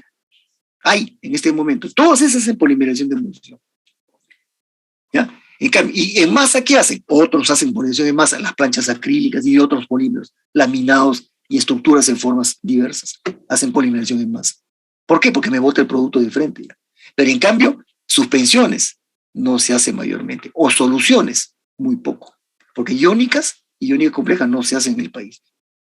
Entonces, las únicas polimerizaciones de solución que pueden hacer son algunos casos de suspensión que puedan hacer en fase no acuosa. Pero estos dos, el grupo 2 y 3, son los que menos o casi mínimamente se hacen en el país. ¿Ya? Pero si vemos el grupo primero, masa y látex, estamos hablando de una cantidad de empresas. ¿Sí? Y el caso de Sudamericana de Fibras, que hace fibras sintéticas. Es un caso de polimerización de radicales libres y ellos hacen la polimerización en solución, justamente, usando sistema redox de iniciador. Fíjense, a pesar de que es radicales libres, podría haber sido en cualquier forma, ellos lo hacen en solución. Acá, esta método. Son uno de los poquísimos casos que hacen la polimerización y después hacen la transformación a fibra sintética. O sea, no estamos bien definitivamente, pero tampoco estamos tan mal, ¿no? Estamos en un punto medio de lo que es toda la región latinoamericana, ¿no? Claro, ¿quiénes nos llevan la ventaja? Los líderes. Brasil, México, los 2 primeros, y en segundo lugar Argentina y Colombia. Nosotros estamos ahí, pugnando por estar casi en ese nivel de Argentina-Colombia. Por ahí estamos. Pero Brasil y México claramente arriba, ¿no? Brasil y México, y sobre todo Brasil, está casi compitiendo con el primer mundo. Brasil tiene una industria química muy desarrollada y una industria de polímero muy desarrollada. Ellos son fabricantes de resinas en gran cantidad en el mundo. Son exportadores de resinas en el mundo. Bien, termino. No ha habido preguntas, insisto. ¿No hay nada que quieran que aclare? Bien, cierro entonces el archivo. Aquí veo un chat. ¿A qué hora es la PC? Me preguntan. Quiere decir que es alguien que no ha venido ayer, pues cuando lee la PC, que no iba a ser en la clase. Ya, bueno, voy a hablar de una vez de la PC en un par de minutos. Miren, la cuarta calificada la vamos a tomar domiciliaria, ¿ya? Pero va a ser en un lazo de unas 12 horas, pues menos de un día, porque es una práctica pues de una hora de duración, dedíquele un tiempito y la hacen, ¿no? Entonces yo la voy a entregar, para diferenciar un poco, la voy a entregar entre jueves y viernes, y ahí les voy a decir en qué momento se entrega. Siempre el jueves va a ser para entregar el viernes, si es el viernes va a ser para entregar el sábado, ¿ya? La cosa es que hasta este fin de semana está cerrada la cuarta práctica. ¿Ya? Así que no se preocupen por eso. Yo les voy a mandar el archivo y ahí todas las indicaciones. ¿Ya? Y la quinta, que va a ser el próximo miércoles, de 11 a 12, ¿no? Cuando termine el tema de procesamiento. Ahí voy a ver aditivos incluso, pero ya hasta donde lleguemos el día martes. ¿Ya? Entonces el miércoles todavía va a ser clase en la primera hora y la práctica en la segunda hora. Profesor, si fuera tan amable, sí, escucho. Si fuera tan amable que sea el viernes para entregar el sábado, por favor. Ya, bueno, mejor. ¿Ya? Pero no va a ser, pues, como digo, demasiado tiempo, ¿eh? Porque es una práctica corta, pues. ¿Ya? Bien, comenzamos el siguiente tema. ¿Ya? Proyecto, este archivo no se los he mandado todavía, porque le estaba haciendo unas pequeñas mejoras en una parte, ¿no? Entonces, eso se lo voy a mandar mañana o pasado también. Proceso de transformación, o la técnica, que se llama la tecnología del procesamiento de los polímeros, ¿no? En el ciclo anterior, en el esquema ese que tenemos en el archivo anterior, era la fase última, todas las técnicas de transformación. El polímero ya viene en bruto, fabricado en la polimerización en el reactor, y pasa a un proceso adicional, que es de transformarlo a la forma final de producto. Aquí sale el producto que entra al mercado, ¿no? Pero ya hemos visto que hay procesos como la polimerización en masa en reposo, los laminados que me dan el producto final ya, o la polimerización en emulsión que me forme el látex, que es la pintura, que ya es el producto final. ¿Ven? Hay casos que ya son así, pero hablemos del caso de otra gran cantidad, que son quizá una mayoría, que son los que obtengo primero el polímero, y el polímero pasa después a una transformación, un procesamiento y transformación a producto, ¿ya? Entonces, ¿quiénes son esos procesos? Son muy variados. Miren, este esquemita, ¿ya? Acá hablamos de 4 categorías, y el nombre que dice arriba dice operaciones en la industria de los polímeros, incluidas las unitarias, que son el primer grupo especialmente, porque estamos hablando de procesos ya, de las operaciones de transferencia de calor, masa y cantidad de movimiento. Pero lo que ha sido la transformación tradicional en los polímeros ha sido el segundo grupo, porque es donde yo tomaba la resina en bruto y le daba una forma final del producto. Puede ser una fibra, una lámina, un tubo, un perfil, ¿no? Qué sé yo, una pintura, ¿no? Cualquier forma. Entonces, las diferentes tecnologías. Esto es, y sigue siendo todavía entendido en muchos sitios como el procesamiento de los polímeros, este grupo 2. Pero la ciencia y la ingeniería ha avanzado, pues. Entonces sigue habiendo variedades de operaciones, ¿no? En las que ya no solamente le cambio la forma, sino puedo alterar otras cosas. Por ejemplo, puedo juntar estructuras, laminados. Entonces van a ver las operaciones de unido, que son el sellado con calor, sellado térmico, la laminación, los recubrimientos. Son operaciones de unido acá. ¿Ven? O operaciones de modificación. Estas son las más complicadas, porque estas alteran al polímero original que viene del reactor, haciendo mezclados, activándole superficies, haciendo recristalizaciones en la estructura, o alterándola mecánicamente con fuerzas de corte, de cizalladura, y altero al polímero, y le cambio en parte sus características, o sea, sus propiedades. Entonces, todo esto es el mundo de las operaciones que puedo hacer, ¿ya? Pero dentro de ellas distingo las que han sido típicamente operaciones de formado. ¿Qué formado de qué? Formado de productos, pues, o manufactura de productos. Y las que son las operaciones unitarias en la ingeniería química. Pero para nosotros, ya en el mundo de la tecnología, todas son operaciones. porque algo están haciendo, un efecto, están produciendo un cambio físico o químico o físico-químico. Y todo vale porque todo redunda en ¿qué? En una forma final de algún tipo de producto que tiene alguna característica y un uso al final. ¿Ya? Entonces, este es el campo muy grande, ¿ya? Así como hemos hablado de todas las cantidades de formas de polimerizar, tenemos una cantidad inmensa de formas de transformar a la resina a productos útiles. ¿Ya? Y después de esto, ¿qué viene? El reciclaje. ¿No? ¿Eh? Entonces, miren, permítanme, voy a salir un ratito de este archivo y regresar al anterior, porque me es necesario volver a destacar algo acá, en este archivo, ¿no? Cuando yo hice este esquema, el esquema inicial que mostramos, ¿ven? Miren, estamos hablando ahora de esta parte, ¿ven? Estos son los nombres que vamos a ir viendo de estas operaciones. La gran mayoría de estas operaciones son termomecánicas, o sea, aplican temperatura y presión, mínimamente. Claro, pueden recurrir siempre a aditivos para que ayuden a la transformación del producto. ¿Ya? Uno de ellos, el más común, los plastificantes. Porque el plastificante, ya hemos dicho, digamos, ablanda, plastifica a la estructura, quiere decir que la vuelve más deformable, la vuelve más blanda para que sea más deformable. ¿Para qué? Para que sea más dócil, más fácil de procesar en la maquinaria, ¿ven? De transformar en la maquinaria. Entonces los aditivos entran diversos. Pero los aditivos, que son el otro sector, que es como decir el tercer elemento entre la polimerización y la transformación, es el elemento que da el toque, y como decir la cereza de la torta acá, ¿no? Porque si algo no sale bien acá, lo puedo mejorar en el procesamiento. ¿Ya? Pero mejor es corregirlo a tiempo con el aditivo. ¿Y los aditivos qué cosas son? Son como los medicamentos pues, del polímero. ¿Ya? Son los productos que no son ni el monómero, ni el iniciador, ni el solvente, sino son cualquier otro elemento que corrige y tiene una actuación específica para corregir o cambiar algo. Entonces, estos se añaden, y se añaden con criterios distintos, como ven acá. Miren, o lo añado en el reactor o lo añado en la máquina de transformación. ¿Cuándo uso o cuándo lo añado en un caso o en otro? Cuando se trata de un termoplástico, el termoplástico sale del reactor, y ustedes saben, el termoplástico tiene fusión. Entonces, el termoplástico es muy fácil que entre a la maquinaria de procesamiento porque aquí aplica temperatura y presión. Entonces, lo derrite, lo funde y lo procesa, y después lo enfría y sale la forma del producto. Entonces, el aditivo se añade generalmente aquí, ¿no? Porque no tengo para qué complicar la polimerización, sino, ¿no? Manual perturbar la polimerización y lo añado al final en la maquinaria de transformación. Inclusive puede estar acá hasta el pigmento mismo, lo puedo añadir acá, el colorante. Pero cuando el polímero no es termoplástico, ¿qué ocurre? Los termorrígidos no tienen fusión. Entonces, si yo saco un termorrígido acá, no lo puedo meter de la forma así como los termoplásticos, porque eso no tiene fusión. No se derretiría, no los puedo procesar. Entonces, el procesamiento es de otra forma. Y el aditivo tampoco lo podría añadir acá en la fase 3. Entonces, el aditivo se añade en el mismo reactor. ¿Ven? Para los termorrígidos, en el reactor, para los termoplásticos, en la máquina de transformación. ¿Ya? Ahora, ¿cómo va a ser el procesamiento de los termoplásticos y de los termorrígidos? Simplemente que hay que jugar con el tiempo, ¿no? Porque si comienza la polimerización de un termoplástico, no hay problema. Pero si hay un termorrígido, empieza la polimerización, entonces ¿qué va a ir ocurriendo? Se va a ir formando la estructura reticulada, porque un termorrígido es reticulado, ¿no? Pero eso va formándose no de un momento a otro, va tomando su tiempo. Mientras va avanzando la polimerización, te va reticulando.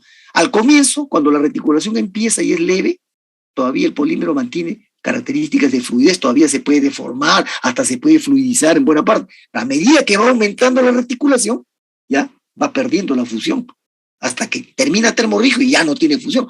Entonces, si yo logro actuar anticipándome al tiempo, antes de que esto reticule mucho y lo voy transformando, le puedo ganar a la reticulación. Y eso es lo que se hace.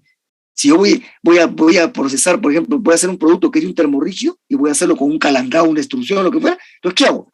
El reactor, ¿no? Voy polimerizando, ¿ya? Y de inmediato estoy transformándolo simultáneamente, está polimerizando y transformando. Y mientras se está transformando, se sigue polimerizando. Cosa que cuando termina la transformación, recién está terminando la reticulación. Pero ya le gané a la reticulación, me anticipé a la reticulación y lo logré transformar a producto. Entonces, en el fondo, al final de cuentas, para los termorrígidos también son estos mismos procesos, sino que hay que hacerlos anticipándose al tiempo nomás, antes de la reticulación final. Y se trata de un proceso más controlado, un poco más sofisticado, pero siguen siendo las mismas operaciones. Y eso lo vamos a ver cuando hablemos de las operaciones. ¿Ya? Entonces, eso es lo que quería decirles. regreso al archivo nuevo. Entonces tenemos esto. Ya hoy día el tiempo nos da para hablar del primer grupo nomás. El martes vamos a ver tranquilamente todos estos tres grupos, sobre todo el grupo 2. ¿Ya? Incluso vamos a tener de ver los aditivos. Miren, operaciones en planta. ¿Qué hablamos acá? Operaciones, bombeos, flujo por tuberías, el bombeo propiamente que está asociado pues al flujo en tuberías, la purificación del monómero, que vamos a ver acá, que solamente se puede hacer por evaporaciones al vacío. ¿Ya? Y el mezclado que puede ser con aditivos o entre polímeros, en general, cualquier forma de mezclado, pero va a ocurrir en tanques. Y puede ser que aquí ya sea el inicio de la polimerización misma, o sea, puede ser los mismos reactores, o tanques o reactores mismos. Ya estamos hablando de, ¿no?, flujo en tuberías, bombeos o operaciones unitarias. Ahora, no son todas las que ustedes conocen probablemente. ¿Por qué? Porque en los polímeros no se pueden hacer muchas de las operaciones unitarias. ¿Por qué? Porque los medios son muy viscosos y porque son pegajosos. Eso impide de que se puedan utilizar muchas de las operaciones, sobre todo las operaciones de transferencia de masa. No funcionan casi ninguna. Ahí me olvido de la destilación, me olvido de la extracción, líquido-líquido, sólido-líquido, de la absorción gaseosa, nada de eso funciona. La única que funciona es la evaporación y al vacío. ¿Ya? Porque yo trabajando al vacío logro bajar bastante la temperatura de trabajo y con bajando la temperatura disminuyo bastante la pegajosidad y la viscosidad. Ese es el detalle. Por eso es que esta es la que funciona bastante bien, pero es casi la única. ¿Ya? Y eso es lo que describimos acá.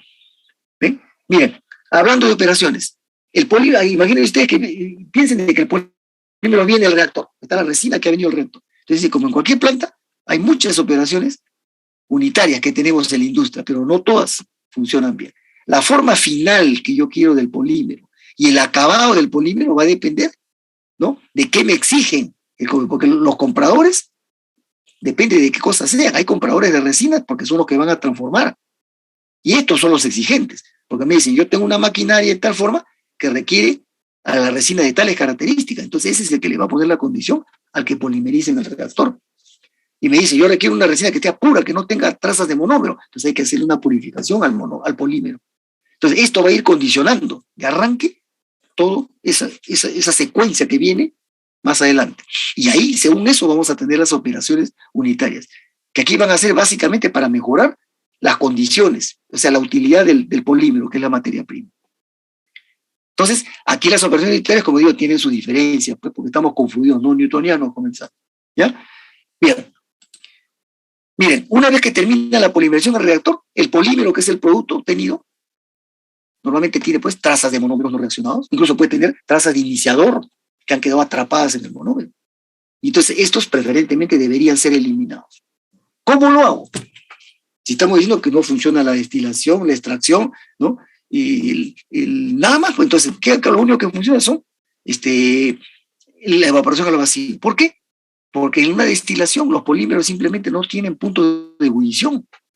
Ustedes van a encontrar, ya les he dicho eso alguna vez, ustedes van a los catálogos y van a encontrar punto de fusión, estado vitrio, pero no van a encontrar temperatura de ebullición, porque los polímeros no pasan a fase gaseosa normalmente. Entonces no hay manera pues de trabajarlos, ¿así? Pero evaporación al vacío sí. Porque yo con esto, ¿qué se hace? ¿No? Logro que los monómeros no reaccionados, que estaban atrapados, o los iniciadores no reaccionados que están atrapados dentro del polímero, ¿no?, migren, se difundan hacia la parte externa, hacia la superficie del polímero, y salen. Y como está a cierta temperatura, ¿no?, pueden salir incluso en fase gaseosa, y se eliminan. Entonces yo puedo lograr purificar casi completamente al polímero y dejarlo limpio. No se logra al 100%, pero se puede lograr cerca al 100%. ¿Está bien? Entonces, primer punto, limpieza y purificación del monómero, la evaporación al vacío. ¿Bien? Acá tenemos algunos ejemplos de evaporadores. Estos son evaporadores de planta, son grandes ya. Este sí es uno de planta piloto, el del lado derecho, pero este es uno ya de planta. Entonces, ¿qué presiones se utilizan? Cerca al vacío, pues. O sea, en vacío no existe, cero no hay, ¿no? Pero es por debajo de 1. Mientras más bajo de 1, más me acerco hacia pues, un equipo más sofisticado, más costoso también, ¿no? Este es un equipo grande de planta. Este es de tecnología americana, me parece. ¿Ya? Bueno, ya de eso no le voy a hablar porque no estamos en el curso de transferencia de calor ni demás, ¿no? Esto tiene su principio, tiene sus parámetros, qué cosa es lo que se calcula, qué se manipula acá, ¿ya? El hecho es que mi producto es aquel polímero. Segundo punto que hablamos acá. Entonces, primero la purificación del monómero. Estamos en las operaciones unitarias, ¿no? Previas a la transformación. Todo el transporte de los polímeros. ¿Han visto ustedes que hablamos de soluciones poliméricas, ¿no? O pueden ser polímeros en estado fluido, termoplásticos derretidos, que van a ingresar a la maquinaria de transformación. Entonces, hay bombeo y hay flujo por tuberías. Las dos cosas. Ya sabemos que los polímeros tienen comportamiento viscoelástico, son reológicamente complejos, no newtonianos. Y eso, tanto los polímeros fundidos puros, que son los más viscosos, los más no newtonianos, o las soluciones poliméricas mismas. Incluso soluciones diluidas de polímeros tienen comportamiento no newtoniano. Entonces, ¿cómo se maneja esto? Con bombas especiales. ¿Ya? Entonces, este primer punto lo vemos acá. Estas son las bombas así escogidas para todos los no newtonianos, las llamadas bombas de engranajes, ¿ven? Que difieren notablemente de las bombas centrífugas. Las bombas centrífugas, ustedes han llevado cantidad de movimiento, ¿no? ¿No es cierto? Sí, profesor. ¿No? Ya, entonces ahí han visto pues el tema de bombas, ¿no? Bueno, las bombas se clasifican de una diversidad de formas, ¿no? Pero una bomba centrífuga, que es la más común, la que utilizamos, vemos en las casas, ¿no? Que son las que se utilizan para bombear de la cisterna al tanque que está en el piso superior, son bombas que tienen aletas. Si ustedes abren la bomba centrífuga, tiene un sistema de aletas, se reciben el fluido, las aletas giran a alta velocidad y lo impulsan y lo expulsan por otro lado. Eso es lo que hace la bomba centrífuga. Pero miren la bomba de engranaje, ¿qué hace? Entra el fluido, digamos, por esta zona, voy a señalarlo con el cursor, acá donde está, a ver, un ratito. Acá está donde está este número 7, esta zona de acá. Por aquí entra el fluido, ¿ya? Y estos son engranajes que trabajan así muy rudamente, el funcionamiento muy duro, muy severo. ¿Ya? ¿Por qué? Porque van a manejar viscosidades elevadas. Y estos están separados, pero mínimamente, cosa que entra el flujo de la masa, estos piñones giran en el sentido de generar movimiento y lo expulsan por el otro lado, ¿no? Y lo sacan. Entonces, esto puede girar a velocidades un poco altas y tratar cualquier rango de viscosidad, ¿no? Cosa que viene en la masa polimérica, que puede ser el polímero fundido puro o la solución polimérica, y esto lo expulsa a altísima velocidad. Este trabajo, por supuesto, es a mucha presión, mucha fuerza. Esta es una bomba potentísima. Acá vemos diseños, por ejemplo, de bombas de engranaje, de planta. Así, parecen como unas cajas, tremendas bombas, ¿no? Cuestan bastante plata. Yo una vez vi un precio de una de estas bombas, justamente creo que en una fábrica de polímeros, y pregunté, y esto le hablo varios años, me dijeron que costaba como $30,000 la bomba. Una bomba, claro, para un caudal más o menos grande, ¿no? Y acá la vemos, mira, cómo trabaja, ¿ven? Entra el fluido por acá, ¿no? La masa polimérica, esto gira, pues, generan y lo expulsan a velocidad. Y hay bombas de engranaje que trabajan tan potentes que pueden suministrar, miren, toneladas por hora de masa polimérica. Toneladas, ¿sí? Bombean. Costosas, pues. Entonces, con eso circulan, pues, por las tuberías, ¿no? Con esto se resuelve el problema del flujo no newtoniano, ¿no? Y por ahí ya el tema de las tuberías es otro diseño, ¿no? Las tuberías ya tienen que ser, pues, ya normal, ¿no? El diseño de las tuberías es, como ya ustedes han visto probablemente, ¿no? Ahí entra ya a tallar el número de Reynolds, el factor de fricción y todo lo que ya conocen ustedes sobre ese tema. ¿Ya? Entonces, este es el primer punto de la violencia en planta. Básicamente nos hemos centrado en la purificación, ¿ya? En el flujo, en el bombeo y el flujo por tuberías. Y después, el último tema que decía acá, que era, perdón, el mezclado. ¿Ven? El mezclado que se hace en tanques. Y el tanque puede ser a su vez el reactor químico. Entonces, estamos hablando no solamente del tanque en sí, sino del sistema de agitación. Nosotros hemos hablado hace un rato, en el caso anterior, en el archivo anterior, de los agitadores y los reactores de polimerización. Pero acá hablamos de agitadores en general. Hemos tratado el tema de mezclas poliméricas. Hemos dicho que una forma de hacer las mezclas es en tanque, que puede ser con temperatura o con uso de solventes, y siempre habrá un sistema de agitación. Entonces, pero ahora en el caso de la transformación hay un adicional más, porque se supone que ya el polímero está fabricado y va a entrar a la maquinaria, entonces yo voy a hacer mezclado básicamente para incorporar los diferentes aditivos. ¿Ya? El aditivo lo puedo haber puesto si era termorrígido, recuerdan, dijimos, lo hago en el reactor mismo, pero si es termoplástico, el aditivo lo añado, o el colorante lo añado en la máquina de transformación. Pero hay situaciones intermedias, a veces por cuestiones de tiempo, o de eficiencia, o de costos, la resina ya viene una vez que yo le he sacado del reactor, y antes de que entre a la máquina de transformación, le incorporo el aditivo. Entonces hago mezclados en tanques. Y puede ser que la resina sea pura, y lo mezclo físicamente nomás con el aditivo, o simplemente le hago aplicación de calor de nuevo. La llevo a un reblandecimiento, incorporo el aditivo y hago un buen mezclado con la agitación y me queda bien incorporado el aditivo, que puede ser cualquiera, plastificante o el mismo pigmento. Y así entra ya a la maquinaria. Entonces, estamos hablando de esta operación unitaria, que es agitación en general, que es bastante más complicada de los polímeros, ¿no? Porque estamos hablando de niveles de viscosidad elevados. Entonces, nuevamente surge el tema, todo lo que hemos dicho del agitador, los diseños de los agitadores, el problema del efecto Weissenberg, ese fenómeno que trepa alrededor del eje, y todo eso tiene que entrar a taller acá. ¿Ven? Estamos hablando nuevamente de operaciones unitarias con polímeros. Bien, ahí me quedo entonces, habiendo hablado solamente rápido de este primer grupo, porque después nos vamos a concentrar en el grupo 2, que empieza acá. ¿Ya? Operaciones de formado. Son varias categorías, aquí estoy presentando 5, las más importantes. ¿Ya? La llamado calandrado, la extrusión, el moldeo, el termoformado y la hilatura.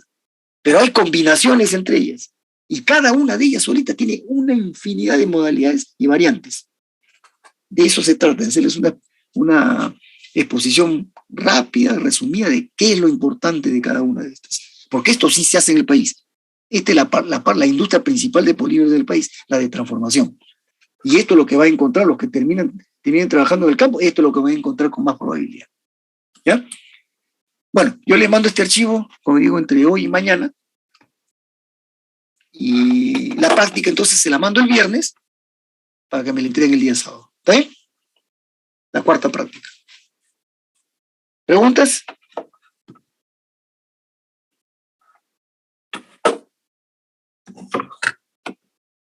¿No hay preguntas? Paso lista entonces, ¿no? Aguamán. Aguamán presente. Ya, así voy a cerrar un ratito el archivo para ver el chat. Ya, Aguamán presente. Antesana. Antesana presente. Presente. Araujo. Aroni. Araujo presente, profesor, disculpe. Araujo, ya. Aroni. Aroni presente, profesor. Ya. Atúncar. Ya. Atúncar. Auqui. Auqui presente, profesor. Ya. Valdión. Ya. Panda. Banda presente, profesor. Panda presente, ya. Les envío la cuarta calificada a los de química para que me la entreguen ahí, con todas las indicaciones, ¿ya? Nos vemos entonces la próxima semana. Hasta luego.